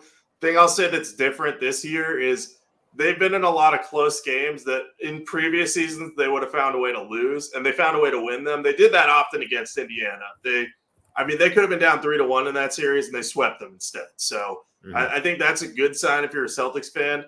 They also beat Dallas in both the games they played against them this year. I know Dallas made a lot of transactions at the trade deadline that are going to change how they look as a team and how Boston matches up with them. But the Celtics have more talent overall among their top 7 players in this series. I would say that Luka's the bigger star, the best player in the series, but I think that the Celtics should win. I don't know if they will. I'll bring up my one piece of mojo that I have going for us, but Kyrie Irving, since stomping on the Celtics logo, the face of Lucky the Leprechaun, now 3 years ago, I think, in the playoffs, he has gone 1-10 straight up against the Celtics. So If that mojo comes back to bite him, the Celtics should win the series. But the Mavericks could still cover every game, as far as I'm concerned. This is going to be a really hard-fought battle. Yeah, I agree. I didn't even know the mascot's name. Now, I guess you learn something new every day. That's pretty cool. Mike asking, did you ever do research on whether there are more upsets in week 1 versus subsequent weeks? Still contend there are, especially straight up. Well, Mike, I didn't have to do research. So I can just plug this in here. Killer Sports, I just typed in D, which is underdog week, and playoffs equals 0. So this is by week. How many upsets there have been. There have been more upsets in week 10 than any other week. This is dating back to 1989. I could plug in a different year if you guys want, but 1989 is the default. Week 10, there have been the most upsets. Underdogs in week 10 are 171 and 301 against, or straight up. Then week 16 is the most, and then week 2, which is weird. I would have thought week 2 would be number 1 because it's like overreaction week. Week number 1 is in the middle here. And the week with the fewest upsets is week 11, followed by week 17, then week 12, week 8. I don't know if you can gauge anything from this. I feel like this is just very random. In fact, I think if you do since the lockout, which was let's say 2010 onward, if you sort this here. So since the lockout, week 17 has had the most upsets, which I guess makes sense because that used to be the final week of the season. And then week 1, there weren't that many upsets compared. No, wait, hold on. I got this sort of wrong. So week 6 to week 17, there are fewest upsets. Week 10, there would have been the most. Week 3, and then week 1. Interestingly, you have weeks 1, 2, 3, 4, and 5 right here. The most upsets, and then you have 6 here. The most upsets have occurred weeks 1 through 6 since the lockout, which, that actually makes sense because early in the year, you don't really know who the best teams are, and then eventually you figure it out. Week 1, there tend to be more upsets than any other week except for 3 and 10. Which any insight into this, Jacob? Any takeaway from this data?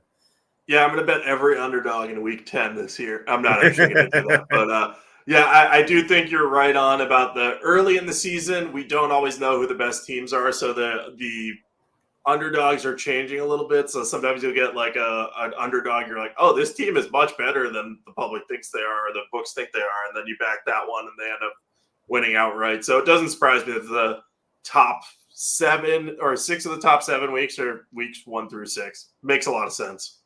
Yeah, that definitely makes a lot of sense. I wonder if there's anything to that week 10. It's the midpoint of the season. I don't, probably not, but maybe, I don't know. I just wonder if anyone can make a case for that, but I'm not sure. Let's see. Where are we in the chat here? Cassandra says, I'm surprised Chris didn't get Jacob to change into that UFL shirt on stream. And then Chris responds, what do you think it would take to get Jacob to change shirts during a future stream? What is it? I'm probably not going to change my shirt on camera, just out of principle. But I did, in college, I would not wear a shirt a lot. not. So Okay. I'd just be like walking around the dorm. I'd had an Eagles sweatshirt that I would wear that just had a zipper, be unzipped, no shirt on underneath. So that was kind of my signature look. The wild days back in the day. Yep. Yeah, Sue says no conflicts with Stanley Cup. I guess yeah, you could think of it that way. It's just, I don't know. I feel like you could still do it. Like, one day's NHL, one day's NFL. I don't know. Because I says, I don't know, Chris. I think you missed an opportunity. Jacob even said he wished he was wearing it right now. Chris says, "Oh, Nuggets, where's that guy? I want to do a separate show with him and me hosting." Yeah, Nuggets is pretty wild. Can't wait to talk to him about the U.S. Open. So let's see. Speaking with Jacob, why didn't you come to Detroit to enjoy the draft with me? What an experience that would have been. That would have been a very interesting one because I'm often very busy trying to work during the draft, and it would be interesting to see how much you would be able to allow me to do work versus me having to manage chaos. So that would have been fun. Yeah. Cassandra says no team won the championship without a top 3 MVP vote getter since 2003. Yeah, that's something. So maybe the trend will snap this year. Let's see. Number of upsets per week go down as the season wears on. Yeah, apparently, except for week 10 for some reason.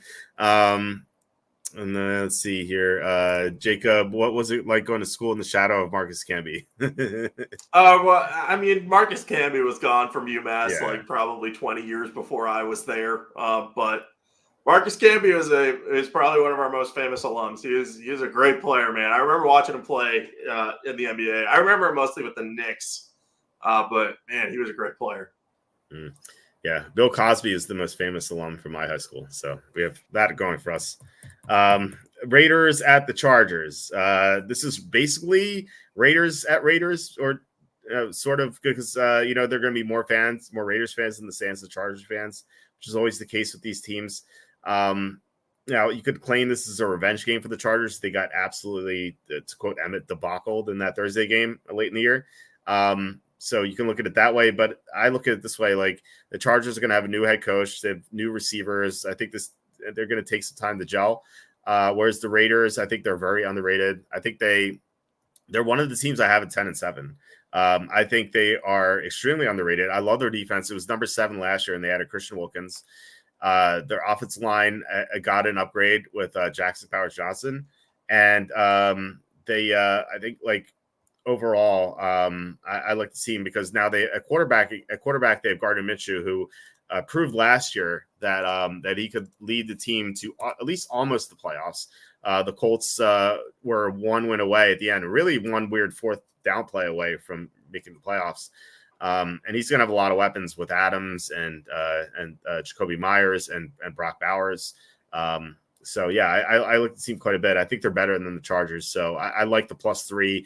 Don't love that we're going against the revenge angle, but that only applies when like one team's not going to be focused, and I think the Raiders are going to be focused. Plus, you can make good money fading the Chargers at home. They have a dreadful home field advantage. So who do you like here? Yeah, this seems like a game where people are going to want to back Jim Harbaugh because he's been a winner everywhere he's gone. And there's going to be spots to back Harbaugh where it's going to make sense, and Justin Herbert's going to give the Chargers a chance to cover. But as favorites, and especially as favorites of 3 or more, I am very skeptical of this. I like the Raiders for the reasons that you outlined. I think their defense, I think it's going to be good again. The only thing that worries me is if Antonio Pierce, now in his 2nd season, loses a little of the momentum from the midseason change. But I think that the players genuinely like him to the point that Max Crosby was going to demand a trade if they didn't hire him. So I think that tells you all you need to know about the fact that the defense is going to play hard for them. That's going to allow them to continue to climb those EPA rankings and all that good stuff on that side of the ball. So if we're getting the 3 there, I like it a lot. And I think the public's going to be all over the Chargers. And look, we've just learned over the years, don't back the Chargers when you don't have to as favorites of more than 3. It's not fun. They make it painful. And I have faith that Harbaugh is going to turn things around, but they still have a lot of holes on that roster. They're got to basically not a new receiving core, but a new pecking order there for Justin Herbert, a new offense coordinator, a new backfield. And yeah, I don't have confidence in this right now. I also learned that they have a player on their team named Willis Patrick, which is going to confuse me immensely every time I want to call him Patrick Willis. But he is an undrafted guard from TCU. So we'll see if he makes the roster. But if he does, I'm going to be obsessed with that fact this year. It's funny. Kevin with the $10 super sticker. Thank you so much, Kevin. Just you've been great with your support all these weeks. So thank you so much. Chris says, Walt, don't ignore my Sewell versus Trent Williams question. I missed it. He's asked Sewell surpassed Trent Williams. It's close. I mean, they're the two top tackles in the NFL right now. Maybe this year he will. I think that could definitely be the case. I think last year Trent Williams is better, but Trent Williams I think is like 35 or 36 now. So I think this year Sewell is gonna be better. Just but that's just a guess. What are your thoughts? Yeah, I think Trent Williams was slightly better than Sewell last year, like ever so slightly. Like, just you look at the 49ers numbers with and without Trent Williams, you're like, oh my goodness, this guy was game-changing for that offense. Of course, Sewell was able to play both sides of the line. So, I mean, you can't go wrong with either. I think Williams last year, I agree. I think Sewell might overtake him this year. And if Williams has any sort of step back or has to miss time with injury, that's going to be the time to fade the 49ers. I'm just going to keep bringing this up every week because that's the one thing that scares me is if Trent Williams goes down, what happens to the 49ers? It's not going to be pretty. Chris asking, wasn't the Raiders plus 3.5? It was. Got bet down to 3. Chris also likes the Broncos under 6.5 wins. Chris, are you seeing this anywhere live? Because it was on FanDuel. It was under 6.5 plus 120. You mentioned it a few weeks ago, but now it's 5.5. So I don't know if you still see 5.5, or I don't know if you see 6.5 anywhere. Mike says a better bet is both the Raiders and Chargers 6-11 by the end of the season. I think they're both going to be better than 6-11. Cassandra says, Jacob, when I was there, our team was a joke because of Camby had our banner taken away in the late 90s. We were threatened with an NCAA ban, so no one wants to play for UMass. Yes, this is true. This is why I don't like John Calipari. I blame him for this. I have a very long-standing inclination to fade John Calipari's team in the first round of the NCAA tournament, which usually doesn't end well for me. And this year was one of the first times I was like, all right, I'm going to back him. I got to back him. They're the only team I think that can win this quadrant. And, they lost in the first round. So, yeah, John Calipari has routinely messed things up for me, so I don't like him. Yeah, it's a shame. The school's never recovered basketball-wise. And then Chris says, no, I told you about the Broncos under 6.5 a month ago. Times have changed. Yeah. Unfortunately, like I was waiting to do my season preview because I like to do those before I bet anything. And I was like, maybe I'm missing something, but no, I'm not. But yeah, it's now 5.5, but I still think that's good. And he said, we have to move on. Are you ready for Alice in Borderlands season 3? When is that coming out? I know they're having a season 3. I can't wait for it. I love that show. It's so great. But at the same time, like I thought season 2 ended perfectly. Like I thought it was a great ending. And like generally, like great TV shows, their endings are disappointing because I guess maybe you expect more. But I thought, man, it was such a great ending. I just really hope they don't screw up season 3. But I mean, the way they've done it so far, you just can't be disappointed. So I'm looking forward to that. I can't wait for it. So next game is Broncos at Seahawks. It's a tough one, man, because I hate the Broncos. I want to fade them, but then Seattle minus 4.5, it seems very unappealing. I don't like the Seattle team at all. They have 3 new interior linemen. They have 2 new safeties. They have 3 new linebackers. This team is and new head coach on top of that. I feel like this team's going to take a lot of time to gel, and I just don't think they're that good anyway. I could see this being like 16-13 or something, like something ugly. So as much as it pains me to say this, I actually like Denver to cover here. Maybe even win outright. I just don't like Seattle at all. And it's saying a lot because I hate Denver. So what are your thoughts here? This is probably the go-girl game of the league to bring that back because this is giving me nothing here. I don't want to back a Seahawks team that, like you said, new head coach. Pete Carroll's still within the organization, but there's going to be a culture change. I think Mike McDonald might be good for that defense, but that offense, Shane Waldron's gone. I liked Ryan Grubb at Washington, but how is he going to do going from college to the NFL? I'm just not sure. I don't know if Geno Smith is going to be good having another offensive coordinator because Dave Canales was important to him. Shane Waldron was important to him. And now he's going to another one. So I just don't want to back the Seahawks for those reasons. And, the Broncos are terrible. So why would I want to back them? Like, Bo Nix might be okay. We don't know. But he could also be absolutely abjectly terrible and, have a horrible learning curve. And we're not going to know because he's going to play in the preseason, probably look good. And then we're going to be like, oh, maybe we'll back them. And then it's going to be terrible. So, yeah, I'm going to stay away from this game. I just want to see how these teams look. Then I can properly assess things. If I had to pick right now, I'd go with the Broncos because of the number. But go, girl, give us nothing. I hope the Broncos win this game because they play the Steelers in week 2. I hope they're favored against the Steelers. I'd love to take Pittsburgh as a dog in that game. They're at home against Pittsburgh. So if they beat Seattle, I feel like they could be like -1 or -1.5, and I think that Pittsburgh would be a good bet. Chris says, honestly, most underrated show on any streaming service. Alice in Borderland is a must-watch, yet too people know about it.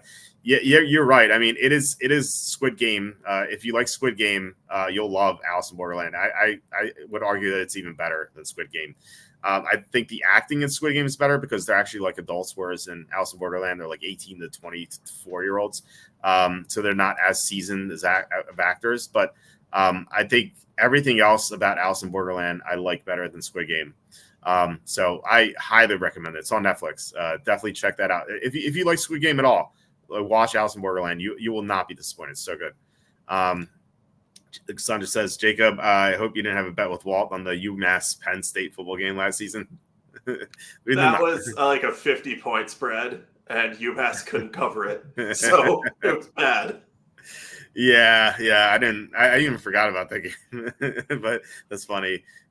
Chris says, nah, let's not be scared. Fade Bo Nix every game if he's named the starter for week 1. Let's not ignore SP's week 1 and 2 ATS record. Yeah, that's a good point. Good point. Sean Payton, horrible track record weeks 1 and 2 is another one. Cassandra, they need to have a bet on that game. Not sure what the terms should be, but they have to make it fun for the viewers. Maybe they could bet Tom's love. Tom is enough love for the both of us. And Barron says, man, I was hoping to burn a questionable Seattle team and see it Survivor week 1.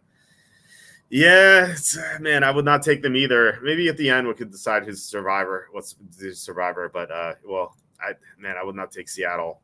Seattle has too many unknowns to go with the Survivor pick there. I do like the strategy, though, because you're just saying the Broncos are the worst team in the NFL and the Seahawks should beat them. Like, I understand the strategy, but sometimes it's better to go with the safer pick early because the last thing you want is to be out in week 1.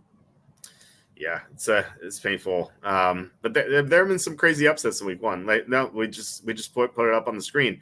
Weeks 1 through 6 had the most upsets. So maybe you want to maybe just don't want to take the obvious choice because they could be upset and a lot of people are out and then you're going to be looking good. So we'll talk about it.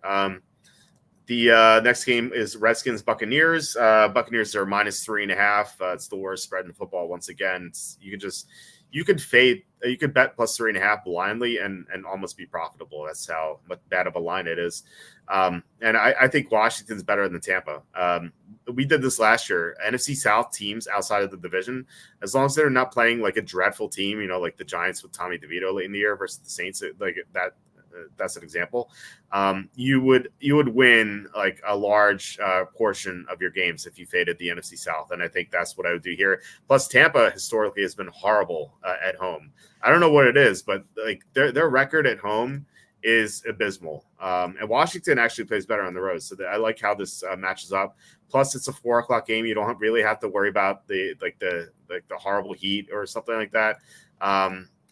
Tampa's record, by the way, at home.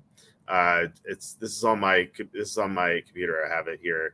Tampa at home in the last I don't know how many years, but they are 40-71 against the spread at home in the past 111 instances. Like can you explain that to me? How are they 40-71 against the spread at home? That's absurd. Yeah, they don't have like a categorically terrible home field, or they shouldn't have a terrible home field advantage. That's weird. I get that they've maybe not been a good team always in there, but talking against the spread, so that Yeah, I'm with you on the Commanders. I think the number is good. That's plus 3.5 for reasons you said. I think the Commanders could win outright. And I think this game to me boils down to two things. It's all about quarterbacks in this instance. Baker Mayfield was great last year, but he lost Dave Canales and now has Liam Cohen coming in. And, Liam Cohen's a bright, up and coming young offensive minded guy, but he has bounced around a lot between the University of Kentucky and the Rams, specifically a few times between them. He also coached at UMass at one point, so shout out, which is nice. But I just don't think he's going to have the same level of success as Canales, who seemed to be a quarterback guru. Like, maybe Cohen will figure things out with Mayfield, but I think it could be a rocky adjustment. And then Commander side, you're getting Jaden Daniels, and he's going to be starting from week 1. And yeah, there's going to be some warts in the process of having him as your starter, but he also has that like Robert Griffin III type scrambling ability that can be a great equalizer, and the teams won't necessarily be ready for right out of the bat. Yeah, it means he's going to have to protect himself better at this level, but I think more than anything, I think that's going to catch teams off guard as they adjust to his speed in the NFL. So if you're getting Commanders as plus 3.5 underdog here, I like that. I might consider betting the money line on this as the season draws nearer. Want to see Daniels in action a little bit. Want to see what Dan Quinn has cooking there. But I think 3.5, this number just screams Washington here. Yeah, for sure. Glad we're on the same page there. Chris says no one's out in week 1 of the Survivor Pool. We have a rebuy one time and only weeks 1 through 3. I like that idea a lot. Mike says, yeah, good idea. And then he says, it was a great idea until we jumped from 10 to 50 people. I don't know. The more, the better, I think. Sue says rebuy smells of socialism. No, I do like the rebuy idea because, like, you have so many upsets as we pulled up, like in weeks 1 through 6. So chances are you're probably going to lose at some point early in the season. So I like that for sure. Let's see here. Cassandra says, I'm surprised Dallas Cleveland has flipped. So we'll get to that right now. Dallas is now +1. They were -1 when I did this about a week and a half ago. So yeah, Cleveland, I was shocked that the Browns were home dog. Well, maybe not shocked because like Dallas is such a public team, but like to me, I think Cleveland is definitely the better team compared to Dallas. Like Dallas has lost 2 offensive linemen and they can't stop the run. Like, what does Cleveland do? They rush the passer really well. So good luck. Good luck with your rookie left tackle blocking Myles Garrett. And then they can't stop the run. Then the Browns have Nick Chubb. Now, granted, Chubb's coming off the torn ACL, but that was early in the year. He could be better off than most running backs coming off the torn ACL. Plus, the Browns, they generally have good backups. Like Jerome Ford looked good at times last year. So they're going to be able to run the ball here. I like the Browns, even at -1. I like them at +1, +1, -1, basically the same thing. So yeah, this should be -3 or higher. Like, there's no reason why the Browns should only be -1. What do you think? Yeah, if this was -3.5, it would make me think hard about it, but it's not. We're getting great line value here. And I know it's flipped sides here a little bit, but I think that's probably more indicative of sharp money coming in on Cleveland just to flip them to being the favorites there. But yeah, the Browns, if you take quarterback out of the equation, their offense is fantastic. And, I think Deshaun Watson, will he ever regain his form? Who knows? But if he has a strong running game and can just distribute the ball and avoid turnovers, if he's a game manager for them, that's not what they're paying for. But, I mean, that can get them some wins with the way this roster is constructed. And their defense, that could cause havoc for Dak Prescott. Myles Garrett against Tyler Guyton is going to be a tough matchup to watch if you're a Dallas Cowboys fan. And then, at center, you've got Brock Hoffman competing with Cooper Beebe for playing time there. So I don't exactly have a lot of faith that this offensive line unit's going to hold up very well. They could be okay, but I think that Dak Prescott's going to have much worse, protection than usual. So I think that's going to be a problem for them. And I just think that they're due for a step back. And if Dak Prescott has to carry this offense again, I don't see it going as well as it did last year. So, yeah, I'm going to be on the Browns here. I will almost certainly bet this game. And, there's no reason to bet it now unless you get wind that the line is going to move through 3. But, yeah, I think that the Browns are the right side here. I feel like it could be -3. Like on Sunday morning, it's going to be 2.5, and then it pops up to 3. I feel like that could happen. Chris says, I love the Browns here. Probably now even more. The spread's ridiculous. Yeah, totally agree. Because I feel as though the books could have had just as much money on the Cowboys -1 with less risk. Well, generally like -1, +1, that's it moves because of teaser stuff. But I think that and Cassandra says public money, I feel like this is sharp money on Cleveland. Like I can't see the public coming in this early on the Browns. Like I feel like if anything, the public's going to bet the Cowboys. I think the Cowboys are going to be a public dog. And I think that the line's going to keep moving toward Cleveland. That's my prediction. But I think we're going to probably see like 70% Dallas public money, and then the line's going to steam up to Cleveland. The public, for some reason, thinks that Dallas is still a good team, and they're not. I mean, they're like an above average team, I suppose, but the Browns are better for sure. Chris says, what round do you want Chubb in? Standard PPR 12-team league? Question to Jacob first, and then Walt. So, Jacob, what do you think? He strikes me as a guy that's probably going to be in that like 5th to 7th round range, depending on the health reports around him. I think there's too much risk to take him early. So I think he's probably going to end up being like a 6th round pick that someone's going to take as either their RB3 or RB4, depending on what type of team they build. And the logic behind that is just that we don't know how he's going to recover from that knee injury, but if he does recover well, he's going to be a touchdown threat and just a guy who grinds out yards every week. So I think that he'll probably be off the field in pass catching situations more so than usual, just to preserve that knee. But he strikes me as a guy you get in the 6th round, kind of like Todd Gurley a couple of the times he came off of injury. So I looked up his ADP on Fantasy Pros. This can't be right. It says his ADP is 902. I think that's way too late. I would love Chubb in like the 7th round. You said, what'd you say, round 5 or 6, 7? Yeah, I think round 5 to 7 is where I put him. 9 is probably that's probably people drafting really early who are like, I just can't, without knowing if he's going to be healthy at all this year, I can't draft him. But his ADP should rise if he's at least able to get back on the field. Yeah, round 5. Maybe a little too early. I think round 6 for sure. Definitely round 7. I don't like running backs coming off torn ACL, but like when you get that late, I mean, this guy, if he was completely healthy, he'd be a late 1st round pick. So I think you're getting a lot of value there. Maybe PPR would be round 2, but still, I think that you're getting a lot of value even despite the injury. Cassandra always bring the counterpoint. Yes, it's always good to argue about this stuff and make sure that you're not missing anything. Sue says, I was told Dak much better at home than on the road, struggles against playoff teams. Yeah, generally, like Dallas is a team that beats up on bad teams. If they're playing against a bad team, it's going to be a blowout. If they're playing against a good team, they're probably going to lose. It's how it's been for them. Chris says, let's see who is the Browns starting quarterback. Maybe it's Winston. And then did we look their week 2 matchups? I feel like there's not going to be a look ahead here because both teams were in the playoffs last year. But for what it's worth, the Cowboys in week 2, they play against the Saints at home. So no look ahead there. And then the Browns in week 2, they play against the Jaguars. So no look ahead there. Yeah, this is a big team. This is a big game for both teams. Such as during the regular season, I almost never want to take teams that open as underdogs and flip the favorites. Week 1, though, and this early, I don't think it matters. Yeah, I don't think it matters either. Yeah, it is super early. And Sanchez says, I agree. This is sharp money. Dallas would be a public dog. Yeah. Glad we're on the same page there. Let's see. Mike says socialism would be all prize monies paid out equally to the end, no matter how much or how little you worked on your survivor picks. Yeah. If you weren't in the contest, you'd get paid out too. So Chris says, oh wow, 0 chance Chubb lasts around 6. Yeah, I'm shocked to see his ADP is 902. That's insane. But yeah, Chris says, let someone else draft him around 3. Yeah, if he's going around 3, just ignore him. But if he's falling to round 6, I'll take him. John says Tampa didn't build the canopy like the fish to roast their opponents in the sun.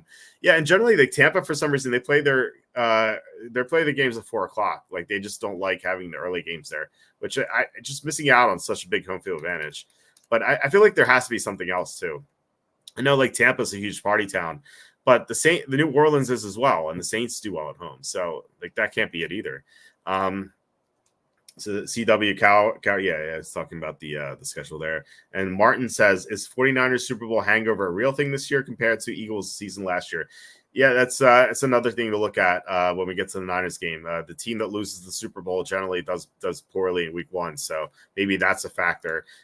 We'll get to that in a second here. We have our Sunday night game and then the Monday night game. So the Rams at the Lions. The Lions are -3.5. Wasn't this the spread in that playoff game? The Rams at the Lions. And the Rams, they covered the spread. They lost by 3, I think. Not sure what the spread was, but it was something close to this. But yeah, I think I would take the Rams. I love Sean McVay in Week 1. He's a great track record in Week 1. I think he's only failed to cover once in Week 1. But then again, he's playing against a really good team, so I don't know how much of a factor that is. But I feel like this is a game where the Lions win by 3. This is a tight game. It's playoff revenge for the Rams. I think this is I just don't really see an edge here betting wise. I know the 3 you get to fade 3.5. That's like the only thing I really see. Otherwise, like I said, I think the Lions win this one by 3. What do you think? Yeah, I think this is, you back the Rams, you back the number, you back Sean McVay, who has a more proven track record in these situations than Dan Campbell.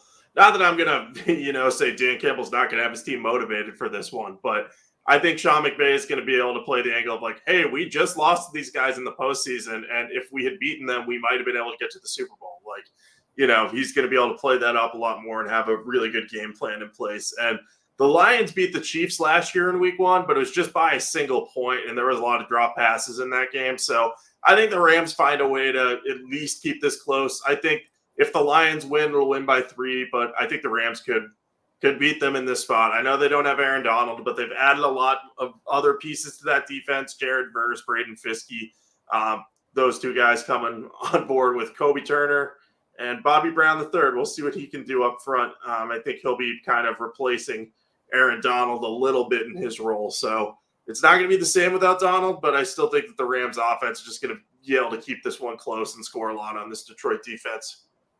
Yeah, it just feels like the most likely result is Detroit by 3. So Rams +3 looks good. If this were exactly 3, I don't know which way I'd go, honestly. Chris says, did you consider if the Lions had made the Super Bowl, the city of Detroit may have exploded? That's probably true. Mike says, 49ers just played MCC, or I guess CMC, a fortune, an oft-injured running back. Big mistake. I saw they extended his contract. I think that was just to relieve money for this year, though. I think probably it was just to restructure.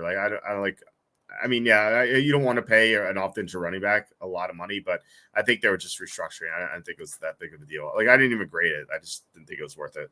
So, I don't think that one was like it didn't add a whole lot of new money. It added some, but it was mostly for the purpose of, we're converting this all to signing bonus so that we can prorate it over the rest of the contract. So, yeah, I don't love paying running backs, but I think they're okay.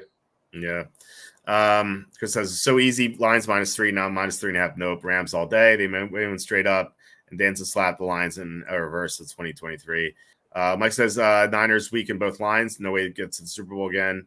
I think they could get there. I think that there is some risk to them. For sure. I don't think they're weak on the defensive line, though. Offensive line, yes. Defensive line, I think is pretty strong still. And then Chris asking, hey, Walt, why was Dan Campbell voted 32nd most attractive coach? I just don't get what the hell these women are after now, or maybe men too. I don't know who makes these lists. Yeah, I saw Andy Reid was the 5th most attractive coach in the NFL. So hubba, Andy Reid. Dan Campbell, though, I was shocked, man.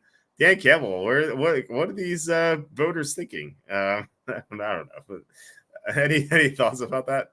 Sometimes these surveys too are really weird. It's like, we used the golden ratio to break down who the most attractive. Like, there are some like that. You have to really go into like the actual descriptions of the survey to understand how they determine these things. But I always laugh at those because I know Bill Belichick ranked like top 10 one year. He might have been like number 1 overall, and I'm always like, who is voting in these things? And I don't know, like, each person has their own things that they look for in a person, and I don't really care either way, but it's just funny to see how things rank out, and everyone always gets up in arms about it. Yeah, I mean, and who knows how many people they polled on this? It'd be like they polled like 20 people. Like, this is probably not a good sample size. Cassandra says the media were saying CMC resets running back market, which is nonsense. It won't change the market at all. Yeah, I agree with that. Jacob, who would you rather look like, Dan Campbell or Walrus? Well, I already look like a walrus, so I would say Dan Campbell at this point. Yeah, I think that's the best answer. Martin says DPO 49ers are trap play this year, considering they are favorites in every game this year. You mean for win totals, I assume? Yeah, I wouldn't take the over on the win totals. I think it's too high. I can see it being a trap for sure. I mean, generally the team that loses the Super Bowl doesn't do as well the following year. We just saw what happened to the Eagles. Like, granted, they started 10-1, but that was kind of a mirage. So, I think fading the Niners, I don't think is like the best play, but I think there's some merit to it. Chris says, "Oh no, you need to care. Which coach do you find to be the hottest?" Jacob, simple question. I actually would really have to think about this and look at the pictures of all the coaches because I can't see them in my head. And all the NFC West coaches now just blend into one guy in my head too. So it's that problem of it too. But I'll try to get an answer to you at some point this summer. Yeah, I think Robert Saleh was number 1 on that list, and Kyle Shanahan was number 2. That's what I remember. Besides Andy Reid at 5 and the Dan Campbell 32. That's what stood out to me, I guess. Chris says, simple question, even baby can answer it. I hope they will remember Will Ferrell's Harry Carey. Who ran this poll? Yeah, you know what? I mean, Andy Reid is probably 5 because the people who being polled is oh, I know Andy Reid. You know, they'll just put it because he's in the commercials now. So that's probably what it is. You have to ask more than the 20 people, which I'm sure there was 20 to 50 people they asked. And Mike says Mike McDaniel over Dan Campbell. Yeah, these women, what are these women thinking these days? Oh, Mike McDaniel was in the top 5, I think, too. So, anyway, we can move on to the Jets at the Niners. I think this is 6.5 earlier. It's dropped to 5.5. I've gone back and forth on this one just because, the Niners are, the team that lost the Super Bowl, and now they're favorites here. But then again, they have circadian rhythms on their side in this game, and generally, Aaron Rodgers has done very poorly against the Niners defense. And the Niners can run the ball really well, and the weakness of the Jets defense is the running game. So I feel like the matchups favor the Niners, but there could be a hangover from the Super Bowl. So I just don't know what to make of this game. What do you think? Yeah, this one's hard to figure out right now because I like the Jets when they're healthy.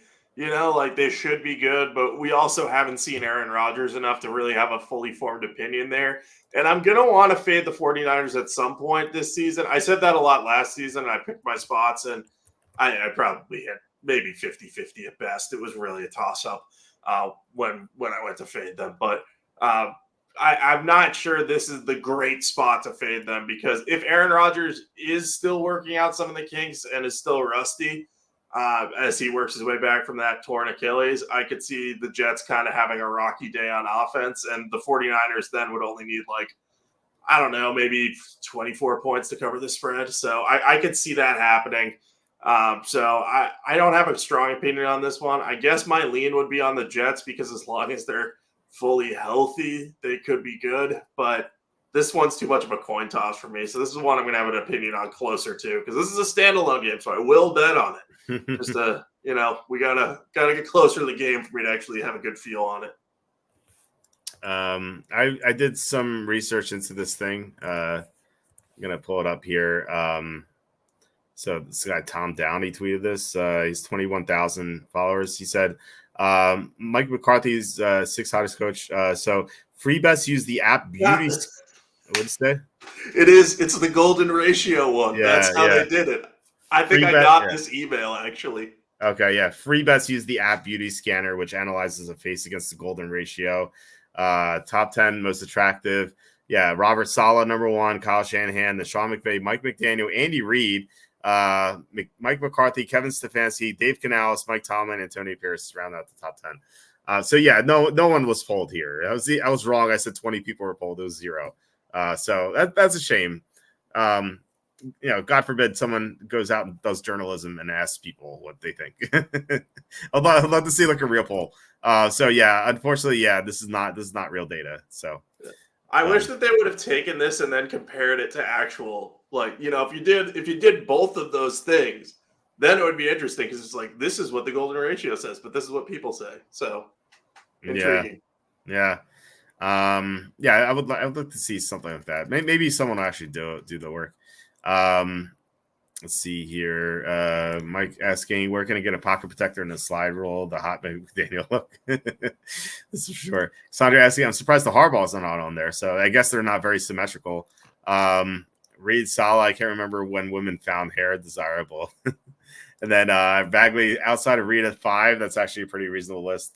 Yeah, my theory, again, it was that people knew who Andy Reid was, but apparently I was wrong because no one was even pulled. So, yeah. So, before we head out, Survivor pick.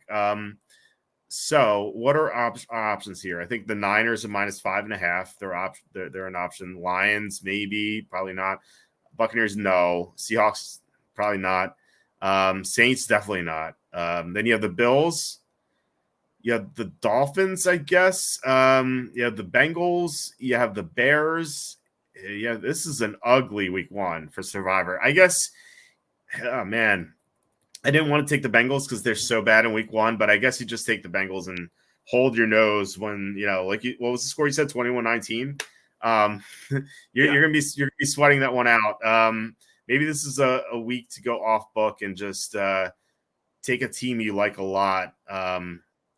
But even still, you know what? Actually, maybe the Browns are the way to go. They're only -1, but I think they should be at least -3. And you even said 3.5. You'd consider either side. Maybe the Browns are the way to go. As crazy as it sounds, like the Bengals are so bad week 1, and I think that game's gonna be close, and I think Arizona has a chance to win. So, what are your thoughts here? What would you do right now? I know it's early, but still, what would you do? I think the Browns would make my top 3. I think I would probably go Bengals would be my top 1 because I don't think the Patriots will win. I think they can cover, but I don't think they'll win. I still think I would maybe put the Bills against the Cardinals at 2 because I don't think they'll lose to the Cardinals. I think that's more of a closer than you like game or maybe backdoor cover where the Cardinals are down 10 and they get a late touchdown and you're kind of sweating it out a little bit. But I think I'd go Bengals, Bills, and then Browns. Those would be my top 3 choices because I do like the idea of going with the Browns because I think that line is mispriced. Yeah. I mean, just pretend it was 3 or 3.5. You might think differently about the game. So yeah, I mean, a lot to think about. We have 3 months to make up our minds, and there might be some injuries that change things. I'm sure there will be. But yeah, it was good to do this week 1 preview with you. Always look forward to these, and we'll have our official week 1 picks stream. What is the exact date? It's going to be September. Looks like September 10th. So yeah, it's what 3 months and 5 days away. So no, 4 months, right? No, I think three now. 3 months. Yeah, 3 months. 3 months and 5 days away. So can't wait to do that. Sure. Yeah, exciting times, man. Yeah. Sanj says maybe Seattle. And a new coach. Like they have so many new people on that team. I just don't know. But yeah, so yeah, guys, thank you so much for watching, commenting. Really appreciate it. Especially thank you to Kevin for the $10 super sticker and Ryan for the $20 super chat. Thanks for joining us for the first time, Ryan. I hope you join us live once again in the future. We'll be back tomorrow with Kenny. Not sure what we're going to be talking about, something fantasy related, I'm sure, but I guess you never know. Plus, I'm going to bring up the Madden franchise thing with Kenny and see if he remembers that conversation that we had almost 25 years ago to this date. So, Jacob, do you have anything to plug? Yeah, you can follow me on Twitter at Jacob Camenker. I'll tweet some of my thoughts about football throughout the offseason. I also have a bunch of NBA Finals preview stuff coming out. A lot of stuff about the Celtics. A lot of stuff about Kyrie and the Celtics, too. Just, recapping his tenure here and the rivalry between Kyrie and the Celtics that exists now. So that's coming out. And obviously next week is a golf week, so I will have some golf picks for you. Hopefully our models for the Memorial Tournament this week go well. I'll be testing out some of the data and just trying to figure out if we can find an easy way to win this week and next week. But Yeah. If you guys got any sports related questions, feel free to send them my way on Twitter. If I see them, I'll do my best to answer them. But yeah, other than that, I'm good. Speaking real quick about golf, I couldn't believe it last night. I was I don't know if you saw my golf picks on the site, but I have Lucas Glover at 125-1 because I think his putting has improved a lot recently, and he's one of the best ball strikers on tour. So I used to call last year when Glover was hot, I called him Automatic Lover because as an homage to the song Automatic Lover by the Real McCoy. It was like a 90s song. I don't know if you ever heard of it, but and I have it on my iTunes. My iTunes is randomized, and I was like, no joke, like I was about to start typing up Lucas Glover on the site last night when I was doing my golf picks, and the second I started typing, the Automatic Lover came on. I was like, oh my, this has to be destiny, right? That's a sign, man. I was gonna do a quarter of a unit, and then I did I just bumped up to half a unit. Maybe we should do the whole unit, try to win $12,000 on Lucas Glover. Yeah, I don't. That was the weirdest thing. I was like, oh my god, like how's the song coming on at this time? I don't know. Hey, Lucas Glover is 16th in my model, and nice. So we've got that in common, which is good. Yeah, I love to hear it. Yeah, I mean, look at his putting. It like when you get a chance, his putting has really improved since the Masters. So that's the weakness of his game. So if he's shored that up, like he can win anything. Real quick, Mike says, skip the Survivor pick. I'm joining the Socialist Survivor pool this year. Who cares? It wins, and we all have to pay 90% taxes on our equal shares anay. It's a good way to look at it. So yeah, you don't have to do any work on that. And Chris says 7 more questions. Okay. We'll get to Streets of Rage next time, Chris. Once again, guys, thank you so much for commenting, watching. Really appreciate it. And then, yeah, we'll be back tomorrow. And please hit like, subscribe, comment below, share this video. Visit the link in the description for the merch store. All that would be appreciated. But yeah, we'll see you tomorrow. And Jacob, always love doing this with you. So I can't wait for week 1. But everyone have a good night, and I'll talk to you tomorrow. All right. Sounds good. Talk to you soon. Bye-bye.